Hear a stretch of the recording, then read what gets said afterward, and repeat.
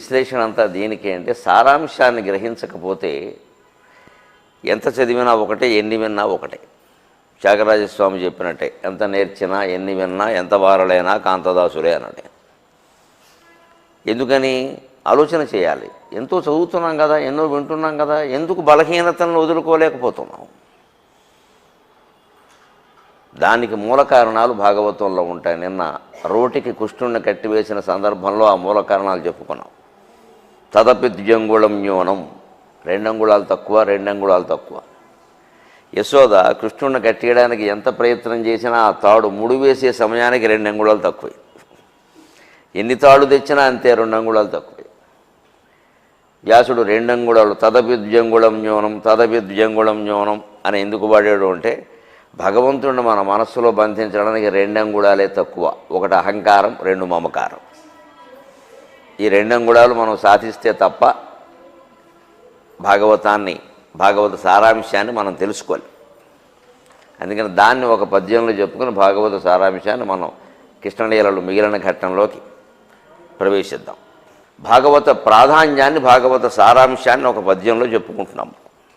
మిత్తియటన్న భీతి కథ మేదిని నెంతటి వారికిన్, మిత్తియటన్న భీతి కథ మేదిని నెంతటి వారికిన్, పరీక్షిత్తు నకట్టి సాధ్వసము శ్రీ సుఖబోధలబోయి, పరీక్షిత్తు నకట్టి సాధ్వసము శ్రీ సుఖబోధలబోయే, కంసుడో మొత్తము జీవితము తెగమొత్తుకొనెన్ మరి చవుదెప్పెనే, కంసుడో మొత్తము జీవితము తెగమొత్తుకొనెన్ మరి చవుదెప్పెనే, మత్తు వదంచు భాగవత మార్గము, మత్తు వదంచు భాగవత మార్గము, మృత్యు భయముడుంచడిన్, మత్తు వదంచు భాగవత మార్గము, మృత్యు భయముడుంచడిన్. భాగవత మార్గం మృత్యు భయాన్ని పోగొడుతుంది, మృత్యువుని పోగొట్టదు. గమనించాలి. భాగవతమైన పరీక్షిత్తు కూడా చనిపోయాడు, చెప్పిన శుకుడు కూడా పరమపదించాడు. స్వచ్ఛంద మరణమో బలవన మరణమో ఏదైనా మరణమే కదా. అందరూ వెళ్ళిపోయారు, వ్యాసుడు వెళ్ళిపోయాడు. మీరు మేము ఏమో శాశ్వతం కాదు, ఇక్కడ ఎవరూ శాశ్వతం కాదు. అంటే మృత్యువుని జయించాలి అనే ఆలోచనే తప్పు. మృత్యు భయాన్ని మాత్రం జయించవచ్చు. ఆ మృత్యు భయం ఎందుకు వస్తుంది మనిషికి? ఎందుకంటే మరణించేటువంటి శరీరాన్ని తనది అనుకుంటున్నాడు, తాను అనుకుంటాడు. తనది అనుకున్నా పర్వాలేదు, తాను అనుకుంటే ఇబ్బంది. ఈ నీళ్ళ సీసా నాది అనుకుంటే ఇబ్బంది లేదు, అయిపోయా వదిలేస్తాం. కానీ ఈ శరీరం నాది అనుకుంటే కూడా ఇబ్బంది లేదు, నేను అనుకుంటున్నాను. నాది అనుకుంటే మనది అంతే, అది లేకపోయినా మనం ఉండగలం. నేను అనుకున్నాం అనుకోండి, మనం లేకపోతే అది లేకపోతే మనం ఉండలేం. అదే నేను అనుకో. ఎందుకంటే పేరు పెట్టి పిలిస్తే లేచి పలుకుతున్నాం కదా, మరి అది మనం కాకపోతే ఎలా పలుకుతున్నాం అనిపిస్తోంది. అది తప్పు అని చెబుతోంది భాగవతం. అదే అహం మమ అనే మాటలో నిన్న ఉలూకలా బంధనం ఘట్టంలో చెప్పుకున్నాం. మిత్తియటన్న భీతి కథ మేది నేను ఎంతటి వారికి. మిత్తి అంటే మృత్యువు ప్రకృతి, మిత్తి వికృతి. ఇక్కడ ఈ ప్రాంతంలో మిత్తి అంటే ఒడ్డి అనే అర్థంలో వాడతారు. కానీ మన గ్రాంధిక భాషలో మిత్తి అంటే మృత్యువు, చావు. నిజానికి వడ్డీ చావే అనుకోండి, దానికే ఉంది కట్టలేక. మిత్తియటన్న భీతి కథ మేది నేను ఎంతటి వారికి. మృత్యుభయం లేనివాడు సృష్టిలో ఉండడు. హిరణ్యకశిపుడు వరాల్లో కూడా చూసాం మనం. అందుకే ఆయన తపస్సులో ఉన్నప్పుడు పంచభూతాలని స్వాధీనం చేసుకున్నాడు. తపస్సు నుంచి బయటికి రాగానే అదే పంచభూతాలకు భయపడి గాలి నా ప్రాణం తీస్తుందేమో, ఆకాశం నా ప్రాణం తీస్తుందేమో, భూమి నా ప్రాణం తీస్తుందేమో, వాటి నుంచి నాకు సావు రాకుండా వరమిమ్మని కోరాడు. అదే ఏ పంచభూతాలు ప్రాణాలు తీస్తాయని హిరణ్యకశిపుడు భయపడాడో ఆ పంచభూతాల్లో విష్ణువును చూశాడు ప్రహ్లాదుడు. కలడంబోధి కలండు వాలి కలడు ఆకాశస్థలిన్ కుంభినిన్ కలడు అగ్నిన్ దిశలన్ పగళ్ళ నిశలన్ ఖద్యోత చంద్రాత్మల. ఎక్కడ హిరణ్యకశిపుడు మృత్యువును చూశాడో అక్కడే ప్రహ్లాదుడు విష్ణువును చూశాడు. తండ్రి కొడుకుల మధ్యలో ఎంత భేదం ఏంటో, తండ్రి కొడుకు సమస్య కాదు అక్కడ. వాళ్ళు గురు శిష్యులు కావచ్చు, భార్యాభర్తలు కావచ్చు, అన్నదమ్ములు కావచ్చు. విశ్వం విష్ణువు సమస్య. హిరణ్యకశిపుడికి విశ్వం ప్రధానం, ప్రహ్లాదుడికి విష్ణువు ప్రధానం. ఏది ప్రధానంగా మనం భావించాలంటే విశ్వం ప్రధానంగా భావిస్తే విష్ణువు మనకు దొరుకుతాడో లేదో చెప్పలేము. విష్ణువు ప్రధానంగా భావిస్తే విశ్వం దొరికి తీరుతుంది. విశ్వమంతా విష్ణువే కాబట్టి. విశ్వమంతా విష్ణువే కాబట్టి విశ్వం మనకు దొరికి తీరు. విశ్వాన్నే ప్రధానంగా భావించి విశ్వమంతా జయిస్తేనో, విశ్వమంతా లోపరుచుకుంటేనో, లేదా విశ్వాన్నంతా ప్రేమిస్తూ ఉంటేనో భగవంతుడు దొరుకుతారు. ఎంతమందిని ప్రేమిస్తావు, ఎంతమంది చుట్టూ తిరుగుతావు, ఎన్ని కారణాలకి, ఎంతమందిని కోరతావు, ఎంతమందికి దాసుడు అవుతావు, ఎంతమందికి బానిస అయిపోతావు, ఎంతమందిని సంతోషపెట్టాలని ప్రయత్నిస్తావు, వారికి కోపం వస్తుందో, వీరికి కోపం వస్తుందో, లేకపోతే వీరిని కాస్త సంతోషపెడదాం. ఎంతకాలం ఈ ప్రయత్నం, ఈ సవరదీయడం ఊరికే. ఒక్క భగవంతుడు నా సవరదీసేది ఏదో భగవంతుడు సవరదీస్తే సరిపోయేది మొత్తం. ఆయనే అందరిలోనూ ఉన్నాడు కాబట్టి ఆయన చూసుకుంటాడు మిగిలినవన్నీ. మనం ధ్రువోపఖ్యానంలో మనం చెప్పుకున్నాం స్పష్టంగా, కీలకమైన రహస్యం పట్టుకున్నాడే. మూలమైంది పరమేశ్వరుడైనప్పుడు అతన్ని చెలింపజేయడం ముఖ్యం కదా అని తన జీవితమున్ ఘటింపజేసి అతడు చెలింపై జగములన్నీయు చంచలమయ్య భూవరా అన్నాడు. పరమేశ్వరుణ్ణి చెలింపజేశాడు తన ప్రార్థనతో. భగవంతుడు చెలిస్తే విశ్వం చెలించదు, వేరే చెప్పాలి. అది ఆ కీలకం పట్టుకోవడం ముఖ్యం. అందుకని మిథ్య అంటే భయమే, మృత్యు అంటే అందరికీ భయమే. కానీ పరీక్షిత్తున గట్టి సాధ్వసము శ్రీ సుఖబోధల పోయి, పరీక్షిత్తుకి అటువంటి భయం, సాధ్వసం అంటే భయం, భీతిర్భీ సాధ్వసం భయం అంటారు అమరకోశంలో. భీతి, భీహి, సాధ్వసం, భయం, ఇవన్నీ భయానికి పేరు. అటువంటి సాధ్వసం, అటువంటి భయం, మృత్యుభయం పరీక్షిత్తుకి శుకుడు సుఖమహర్షి భాగవతం చెప్పడంతో పోయింది. శుకుడు హాయిగా 7 రోజులు ముగించేసరికి 7వ రోజు సాయంత్రం సూర్యాస్తమయంలోగా అన్నారు కదా, 6 గంటలకు సూర్యాస్తమయం అనుకుందాం. 5:15 సమయానికి భాగవతం పూర్తయింది. సరిగ్గా అలా పెట్టుకున్నాడు ప్రణాళిక ఆయన సుఖమహర్షి. అప్పటికి శుకుడికి వెళ్ళిపోతూ ఏం చెబుతారంటే, శుకుడు అబ్బాయి నీకు ఇంత చెప్పడం వల్ల మృత్యువు తప్పుతుంది అనుకుని ఏం తప్పదు, తక్షకుడు రావడం ఖాయం, నిన్ను కాటేయడం ఖాయం, నీ ప్రాణం పోవడం ఖాయం. కానీ ఆ సమయానికి నువ్వు ఏ అద్భుత రహస్యాన్ని గ్రహిస్తావంటే, చనిపోయింది నువ్వు కాదు, నీ శరీరం మాత్రమే, నువ్వు ఆత్మస్వరూపుడివి అని గ్రహిస్తావు. ఇంతకంటే ఏం కావాలి అన్నాడు. మనమేనా గ్రహించవలసింది అదే. అది గ్రహించడం మనిషికి కష్టం కాదండి, ఇష్టం లేదండి, అది విషయం. కొన్ని విషయాల జీవితంలో అంతే. మనం అది కష్టం కాదమ్మా, నీకు ఇష్టం లేదని చెప్పు. ఇష్టమైతే కష్టంగా ఉండదు. ఇష్టపడితే ఏ పన్నైనా మనం కష్టం అనుకోమండి, ఎంత కష్టమైనా చేస్తాం. మనకి ఎందుకు అది కష్టం అనిపిస్తుంది, అసలు అది రావడం ఇది పోవడం అనేది మనకి ఇష్టం లేదు. దీనికి మనం సిద్ధంగా లేనంతకాలం నేను ఎన్ని భాగవతాలు చెప్పినా ఒకటే, మీరు ఎన్ని భాగవతాలు విన్నా ఒకటే. దీని నుంచే భాగవతం అనే మాట వచ్చింది. ఇది సరిగ్గా చెబితే భాగవతం, సరిగ్గా చెప్పకపోతే భాగవతం. ఏదో భాగవతం అంటారు, భాగవతం వేరు, భాగవతం వేరు. మరి అందుకని సరిగ్గా చెబితే భాగవతం, చెప్పకపోతే భాగవతమే. పరీక్షిత్తుకి అటువంటి భయం శుకమహర్షి బోధతో పోయింది కదా, ఆయన హాయిగా సిద్ధపడిపోయాడు కదా. పైగా పరీక్షిత్తు చనిపోయే నాటికి ఆయనకి 40 ఏళ్ళు మించి ఉండే అవకాశం లేదు. అందుకే ధర్మరాజు 36 ఏళ్ళు పరిపాలించాడు. యుద్ధం జరిగినప్పుడే పరీక్షిత్తు ఉత్తర గర్భంలో ఉన్నాడు. అంటే ధర్మరాజు పరీక్షిత్తుకు రాజ్యం అప్పగించే సమయానికి ఆయనకి 36 ఏళ్ళు వయస్సు. పరీక్షిత్తు రాజుగా ఉండగానే వేటకు వెళ్ళడం, మృత సర్పాన్ని మహర్షి మెడలో వేయడం జరిగింది. 4 ఏళ్ళకి జరిగింది అనుకుందాం సుమారుగా, మనకంత లెక్కలు తెలియవు కాబట్టి. 40 ఏళ్ళు బతికాడు. 40 ఏళ్ళు పోనీ ఏమి పెద్ద వయసు, పెద్ద వయసు ఎలా అంటామండి? 40 ఏళ్ళకి ఎవరన్నా ప్రమాదవశాత్తు చనిపోతే పచ్చికై పగిలిపోయిందంట. 60 ఏళ్ల లోపు అలా అనడానికి వీళ్ళు, 60 కూడా కాదు, 70 దాడితే సహజం అని చెప్పాలి. 70 లోపు కొంచెం అకాల మరణమే. 60 లోపు అయితే నిజానికి ఆయన నష్టపోయినట్టే లెక్క మన భాష. కానీ 40 ఏళ్లకే ఆయన మృత్యువుకి స్వాగతం పలికే స్థితికి చేరుకున్నాడు. కానీ కంసుడు పరీక్షిత్తు కంటే చాలా పెద్దవాడు, పైగా భగవంతుడికి మేనమావ, బ్రహ్మజ్ఞాని. కంసుడు బ్రహ్మజ్ఞాని, జ్ఞానాన్ని బోధించాడు దేవకీ వసుదేవులకి. అంతర్జ్ఞానం ఉన్నవాడు నిరంతరము భయపడి కృష్ణుడు ఎక్కడ చంపేస్తాడో అని ఆయన చంపడం కోసం ఎన్ని ప్రయత్నాలు చేశాడో నిన్న చెప్పుకున్నాం మనం. పోతన్న పంపించాడు, శకటాసురుణ్ణి పంపించాడు, తృణావర్తుని పంపించాడు, ధేనుకాసురుణ్ణి పంపించాడు, ప్రళంబాసురుణ్ణి పంపించాడు. రకరకాల ప్రయోగాలు చేశాడు. ఇంకా కొన్ని వేళ కూడా చెప్పుకుంటాం ఇంకా అవసరమైతే. ఇవన్నీ ఏమీ ఫలించకపోగా అతని పీక మీదకి వచ్చాయి. 9 ఏళ్ల వయస్సులో కృష్ణుడు కంసుడిని సంహరించాడు. 9 ఏళ్ల వయస్సులో. సరిగ్గా అష్టమ గర్భంలో పుట్టినవాడు అష్టవర్షాలు నిండగానే అన్నారు కదా. 8 నుండి 9వ పుట్టినరోజున దీపం వెలిగించగానే వచ్చాడు, వేసి బారేశాడు. అంచేది మేనమావాను చూడకుండా కూడా వేసేసాడు. భగవంతుడికి బంధుత్వాలు ఉండవు. భగవంతుడు అంటే ఒక్క మాటలో చెప్పనండి, బంధరహితమైన ప్రేమే భగవంతుడు. ఇది రాసిపెట్టుకోండి. భగవంతుడు అంటే ఏమిటో ఒక్క ముక్కలో చెప్పాలంటే బంధరహితమైన ప్రేమ. నువ్వు ఏ వస్తువునైనా ప్రేమించు, ఏ విషయాన్నైనా ప్రేమించు, ఏ మనిషినైనా ప్రేమించు, ఆ ప్రేమ నీకు బంధం కాకూడదు. అది అనుబంధం మాత్రమే కావాలి. పిహెచ్డీ చేసేవారు అనుబంధం అని రాస్తారు, అపెండిక్స్ ఏదో అంటారు దాన్ని. అనుబంధం అనుబంధం అంటే ఏమిటో తెలుసా? వీళ్ళు 300 పేజీల పుస్తకం రాస్తారు, అసలు ఆ పుస్తకం చదువుతారు ఎవరైనా అవసరమైతే, అది కూడా చదవరు అనుకోండి. చదివేవాడు రాసేవాడే చదువుతాడు, గైడ్ కూడా చదవడు, వారు గొడవ వీరు రాస్తారు, వారు సంతకం పెడతారు. అందుకని ఈ అపెండిక్స్ అనుబంధం ఉందే, అది ఈ రాసిన కుర్రాడే చదువుతాడు, లేదా అమ్మాయి వాళ్ళే చదువుతారు, అంతే. ఎవరు చదవరు. ఎప్పుడు చదువుతారు? ఇదంతా చదివాక ఇంక అందులో ఏదో ఉంటుందని అనిపిస్తే చదువుతారు. జీవితంలో ప్రతిబంధాన్ని అనుబంధంగా భావించాలి. అది ఏది తప్పనిసరి కాదు, అది అనుబంధం అంతే. అందుకని రాగం చెడ్డది, అనురాగం గొప్పది. అనుజేరింది రాగాన్ని అనుసరించేది అనురాగం, బంధాన్ని అనుసరించేది అనుబంధం. ఒట్టి బంధం వేరు, అనుబంధం వేరు. ఒట్టి రాగం వేరు, అనురాగం వేరు. జరగానే అది పవిత్రమైంది. అనుబంధం అంటే ఎప్పుడైనా తెంచేయచ్చు, అనుబంధం కదా దీనికి, అనుబంధం ఎప్పుడైనా తీసేయచ్చు.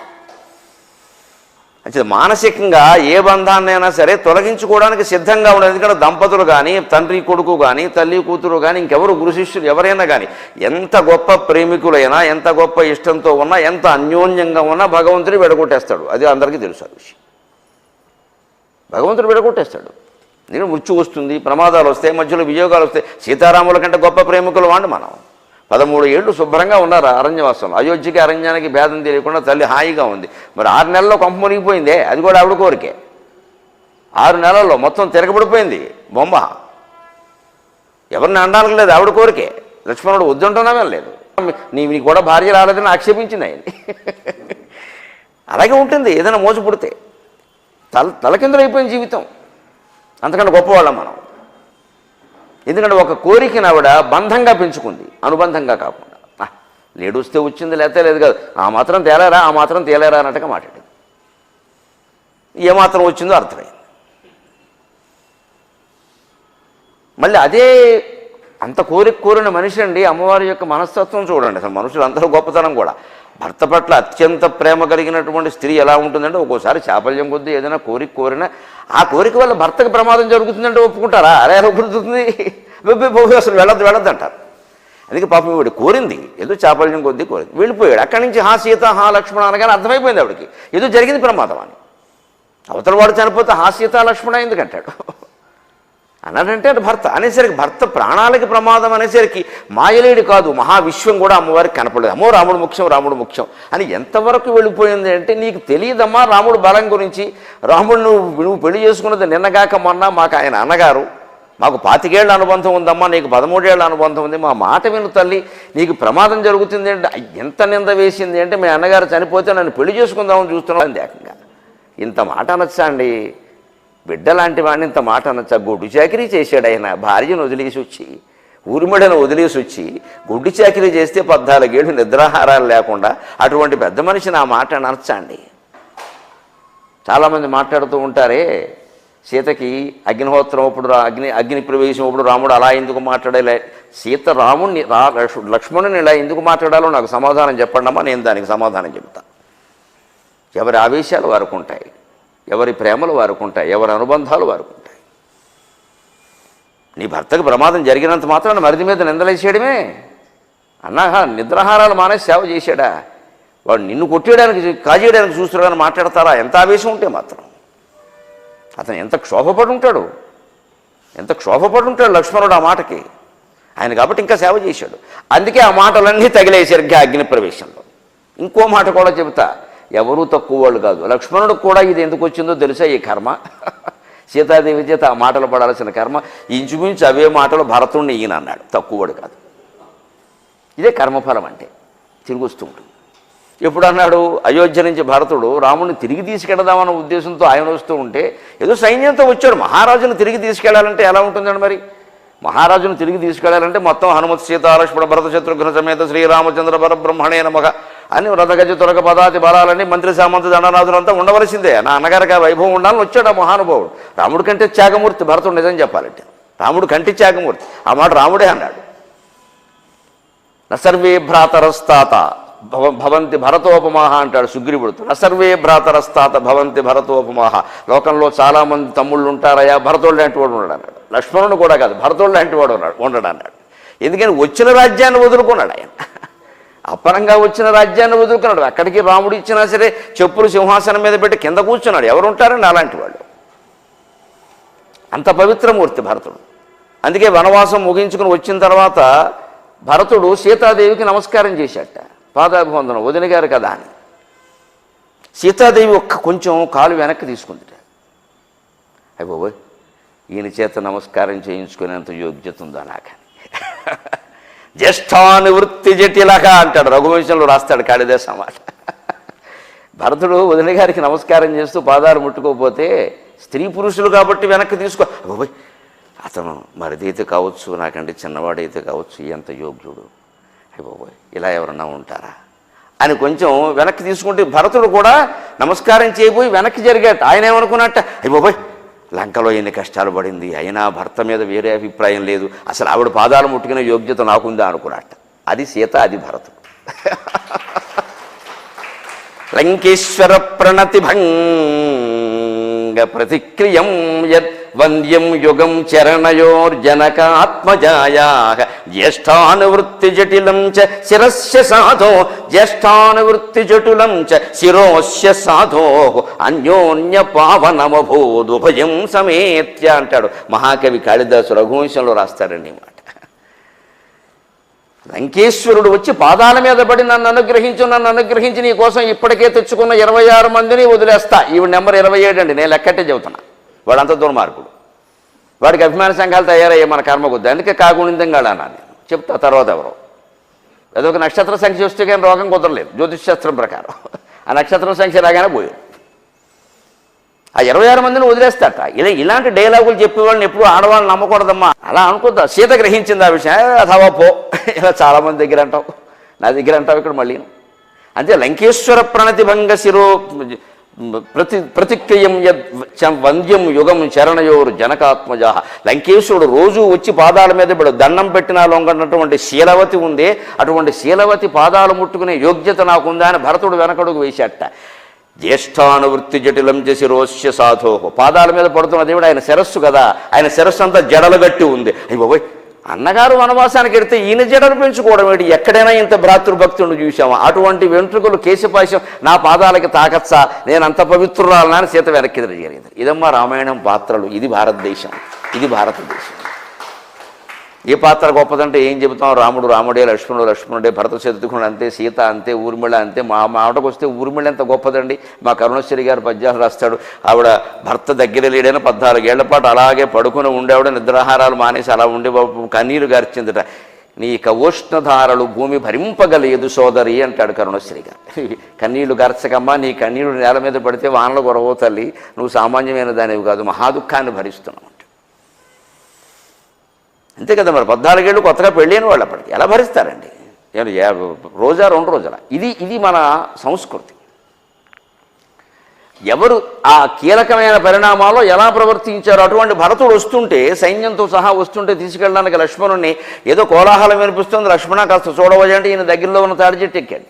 ఎక్కి చూసి అబ్బో భరతుడు వస్తున్నాడు, సైన్యంతో సహా వస్తున్నాడు. ఎందుకంటే అన్నయ్య మనం ఇక్కడ క్షేమంగా ఉండడం వాడికి ఇష్టం లేదు, వాడికి వాళ్ళ అమ్మకి నువ్వు అని వేసేస్తానన్నాడు. ఇంత ఆవేశం అవసరమా? అంటే వేసేస్తాట. ఆయన అనలేదు కాబట్టి సరిపోయింది. మనం బయటికి రావడం కాదు, ఇంత క్షేమంగా ఉండడం కూడా వాడికి ఇష్టం లేదు, నీకెందుకు నువ్వు అని వేసేస్తానన్నాడు. అటు రాముడు తెలివైన వాడు కాబట్టి, ఈయన ఆవేశం తెలుసును కాబట్టి, నువ్వు ముందు కిందకి దిగు తర్వాత నువ్వు అంటానన్నాడు. కిందకి దిగాక పిలిచి ఏం మత్తుందా లేదా, ఎవరిని అనుమానిస్తున్నావు?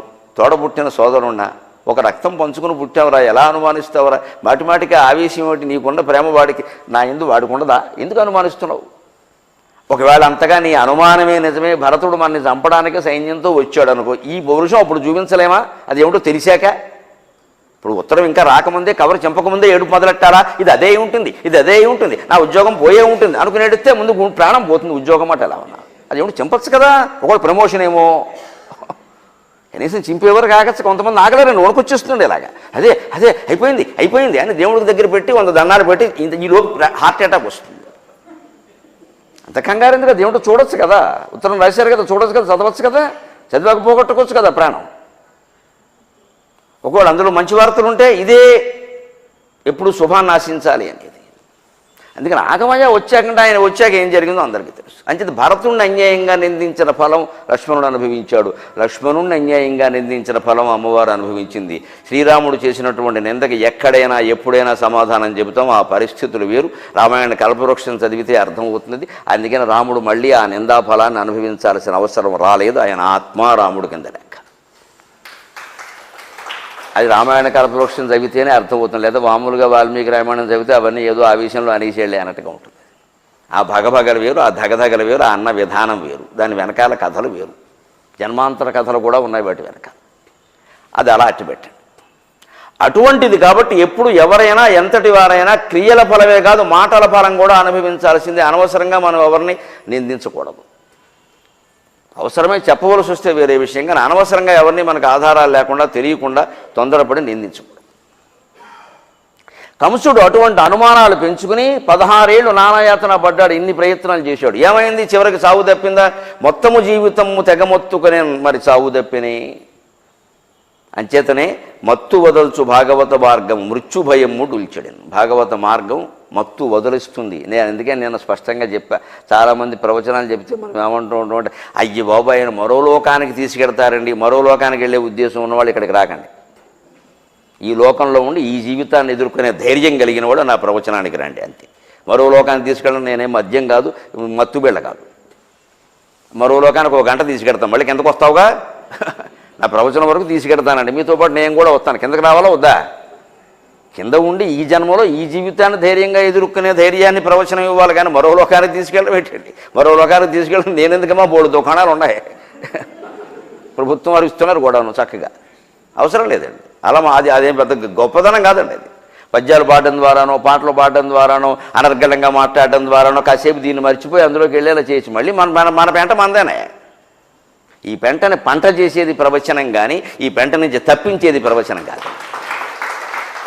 పెంటని పంట చేయొచ్చు ఖచ్చితంగా. పూర్వం మా ఇంట్లోనే చూశాను నేను స్పష్టంగా. మాకు 18 ఎకరాల పొలం ఉండేది. అందులో మా నాన్నగారు మాకు 4 గేదెలు ఇవన్నీ ఉండేవి. ఈయన ఏం చేసేవాడు, ఇంట్లో వాడిన తుక్కు దోగర పండ్ల తుక్కు ఎక్కడ ఏది వృధా పదార్థం చూడలేదండి. ఇంటి వెనకాల పెద్ద కొయ్యి ఉండేది, అందరూ మొత్తం తుక్కు అక్కడ బారబోయవలసింది. ఆ తుక్కు అది వాన కురిసేది, వానకి తడిసేది, ఎండకి ఎండేది. ఇదంతా పట్టుకెళ్ళి ఎడ్లబండితో తోలించేవారు పొలంలోకి. అది సారమైంది. పెంట పంట చేయడం అనేది భారతీయ సంస్కృతి. అది వానకు తడిసేది, ఎండకి ఎండేది. ఎక్కడ ఇంట్లో ఎప్పుడు తుక్కు చూడలేదు మేము. మొత్తం ఎక్కడ నీరు పారినా సరే ఆ మొక్కల దగ్గరికి వెళ్ళి ఏర్పాటు చేశాడు ఆయన. 1950వ సంవత్సరంలో చేశాడు డ్రైన్ పుట్టన గీతం, డ్రైనేజీ ఏర్పాటు మా ఇంట్లో. అలా తవ్వించాడు ఇంటి వెనకాల కాలువ. ప్రతి మొక్కని తిరిగి స్నానం చేసిన నీళ్లు ప్రతి మొక్క చుట్టూ తిరిగి ఇలా తిరిగి ఇలా తిరిగి ఇలా తిరిగి చివరికి వెళ్తాయి. ఈ వెళ్ళేలోగా ఎగిరిపోతాయి. మొత్తం నీరు సద్వినియోగం. ఎక్కడ ఏమి చిన్న గుడ్డ పీలిక ఉండని, అరటిపళ్ళ తొక్కలు ఉండని, దోసకాయ మొక్కలు ఉండని అన్నీ ఆ పెంట గోదులోకి వెళ్ళవలసిందే. ఇంట్లో ఎక్కడైనా తొక్క కనపడిందంటే ఇక్కడ అయిపోయినట్టే లెక్క. అలాగే ఉండేది క్రమశిక్షణ. అలాగే పెరిగాం. అంటే పెంటని పంట చేయడం అనేది భారతీయ సంస్కృతి గ్రంథాల్లో చెప్పలేదండి, ఇంట్లో చేసి చూపించిందమ్మా. మీ ఇళ్లలో కూడా మీ పూర్వీకుల గురించి తెలుసుకోండి. మీరు అందరి ఇళ్లలో ఉంటాయి, నాకు తెలిసినది నేను చెప్పాను. అలా మన జీవితం పెంట అయిపోయినా సరే దాన్ని పంట చేసుకోవాలి. అందుకు భాగవతం ఉపయోగపడుతుంది. ఎలా ఉపయోగపడుతుందో మరొక రకమైన విచిత్ర కృష్ణలీల ద్వారా చెప్పుకుందాం. శ్రీకృష్ణుడు 6 ఏళ్ల వయస్సులో గోవులను కాచుకుంటూ బృందావనానికి వెళ్ళాడు గోపకులతో సహా.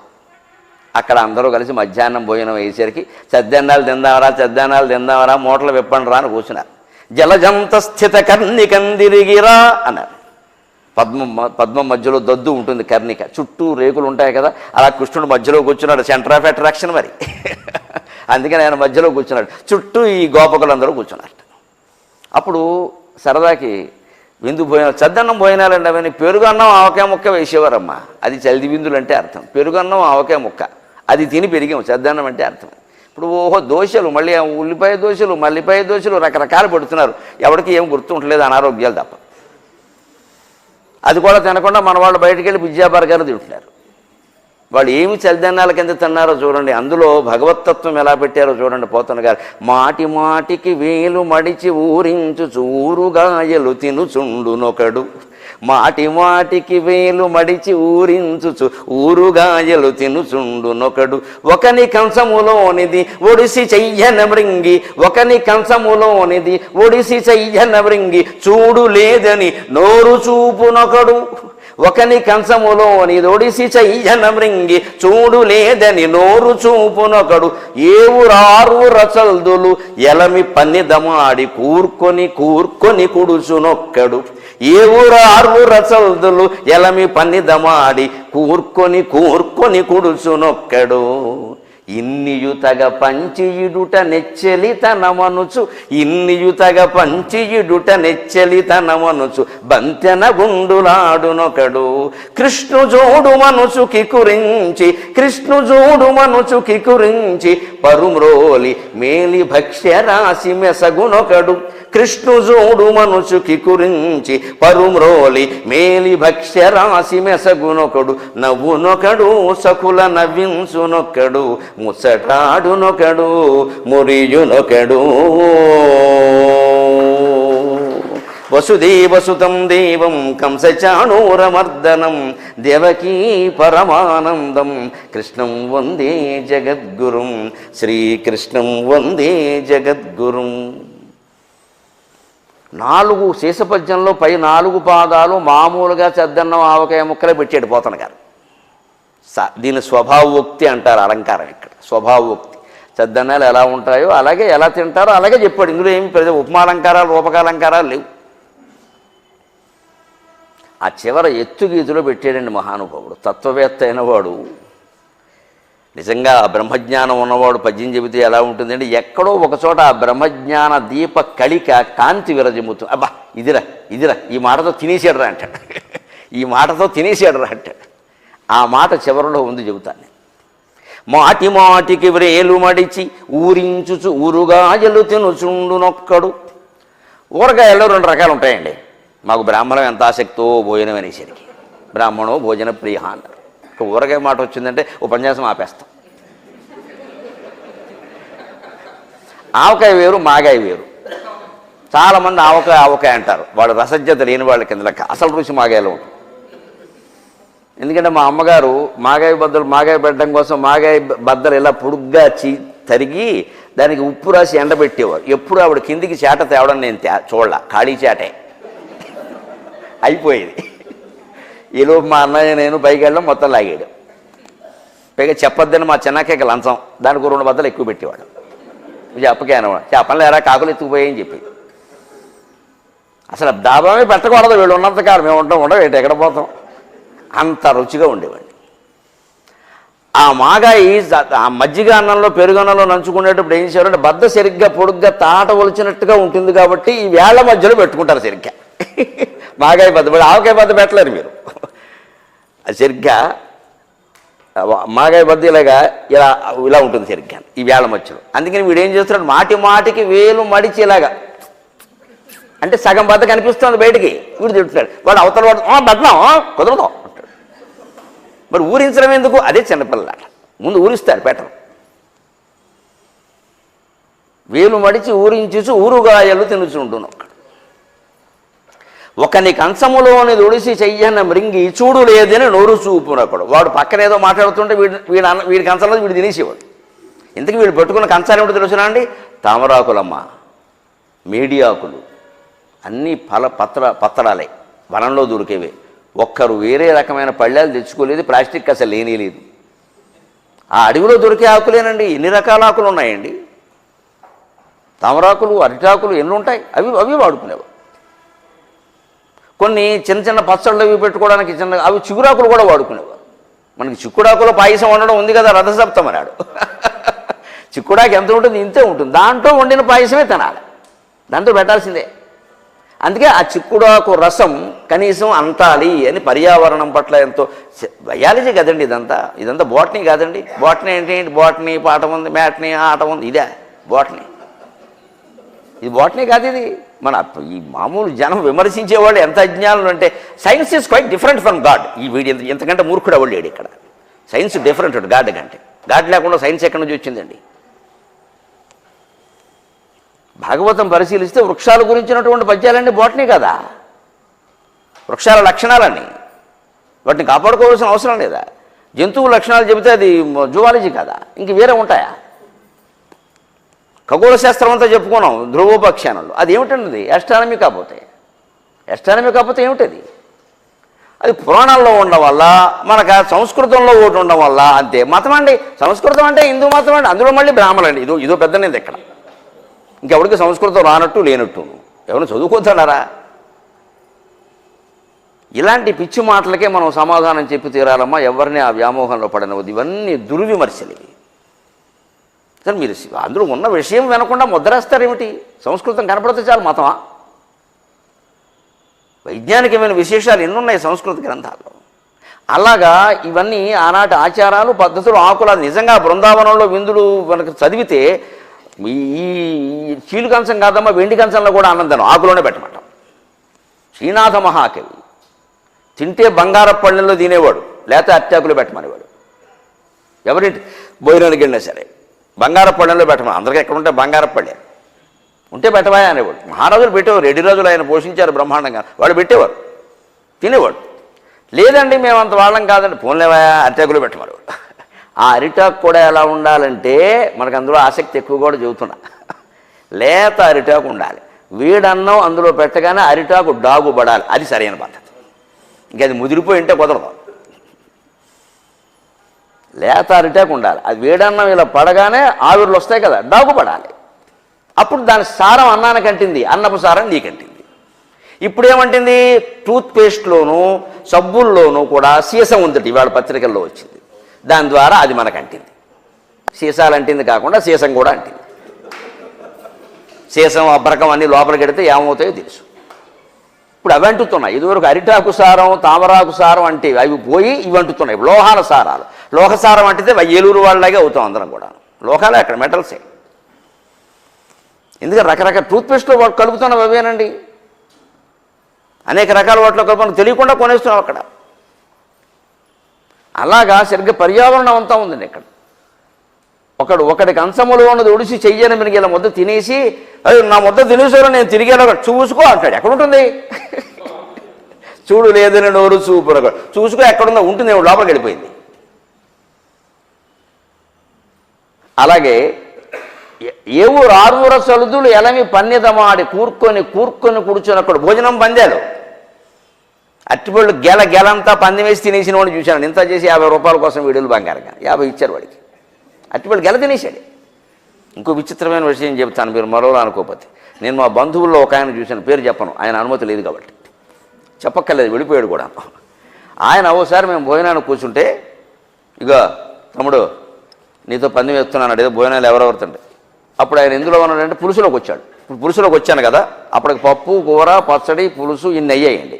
పులుసులోకి వచ్చాను కదా, బూర్లు పులిహార కూడా తిన్నాను కదా, మజ్జిగ అయిన తర్వాత మళ్ళీ ఇంత భోజనం మళ్ళీ తింటాను అన్నాడు.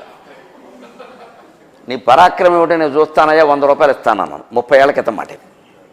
నీ పరాక్రమం నేను చూస్తా, 100 ఇస్తా అన్న. ఇంకో 16 పెంచమన్నా, 116 ఇస్తానని చెప్పాను. నీ ఇల్లు బంగారంగా తినేసేయండి మొత్తం. నా 116 పోయిందని కాదు, కానీ వాడికి నమస్కారం చేశాను.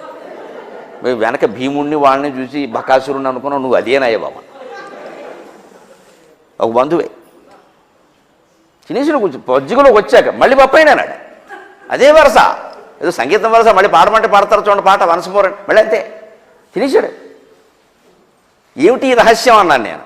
ఏ సంచికి ఆ సంచి అన్నాడు. ఈ భోజనం సంచి వేరే, ఆ భోజనం సంచి వేరే అన్నాడు. ఉన్నారండి అలాగా.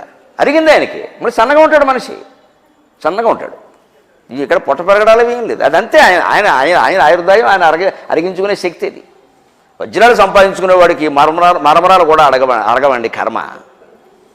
మరమరాలు కూడా తినే యోగం లేనివాడికి, వజ్రాలు సంపాదిస్తాడు. వజ్రాలు తిన్నా అరగలిగిన వాడికి మరమరాలు కొనుక్కునే యోగం కూడా ఉండదండి. భగవంతుడు అలా చేస్తాడు. వాడికి వజ్రాలు తిన్నా అరుగుతాయి, వాడికి మరమరాలు కొనుక్కునే యోగం లేదు, డబ్బులు లేవు. వీడికి మరమరాలు కూడా అడగవు, వాడు వజ్రాలు కూడా కొనుక్కుంటాడు. ఎందుకు? తినదరగని దానికి. శుభ్రంగా తినేసి లేదని చెబుతున్నాడు. ఇంకొకటి పందెవాడి ఏ ఊరు 6 ఊరు, ఈ మాటలు ఇప్పుడు మర్చిపోయాం. 6 ఊరు గుర్తే ఏ ఊరు అంటే 5 అంటే 7 అనుకోకూడదు. పాండవులు ఏ ఊరు అంటారు. ఏ ఊరు అంటే ఐదుగురు 5-6 మంది తినే భోజనాన్ని నేను చెప్పాను కదా, తినేసాను మళ్ళీ మొదటి నుంచాను అంతే. భోజనాన్ని ఒకడే తినేసేవాడు పందెం కోసం, కాసేపు ఇబ్బంది పడినా తినేసేవాడు. ఇంకోటి విచిత్రమైన మాట, ఇన్యుతగా పంచియుట నెచ్చలి తనమనుచు బంతెనగుండులాడునకడు. రే ఇలాంటికి వచ్చినప్పుడు సరదాగా వనభోజనాల్లో చేస్తుంటే ఒకటి తినబెట్టరా, నీది నాకు ఇవ్వాలరా, నాది నీకు ఇవ్వాలరా, అందుకని ఇలా మొత్తం విసిరేబట్టు వాడిని పట్టుకోమని. బంతెనగుండులు బంతులాట, వాడు మొత్తం విసిరేబట్టు వీడు పట్టుకున్నట్ట. ఈ లోపు ఇంకో చిత్రం జరిగింది. ఇక్కడ ఉంది భాగవత తత్వం అంతా. కృష్ణుజోడు మనసు కికురుంచి పరుమ్రోలి మేలి భక్ష్యరాశి మెసవునొకడు.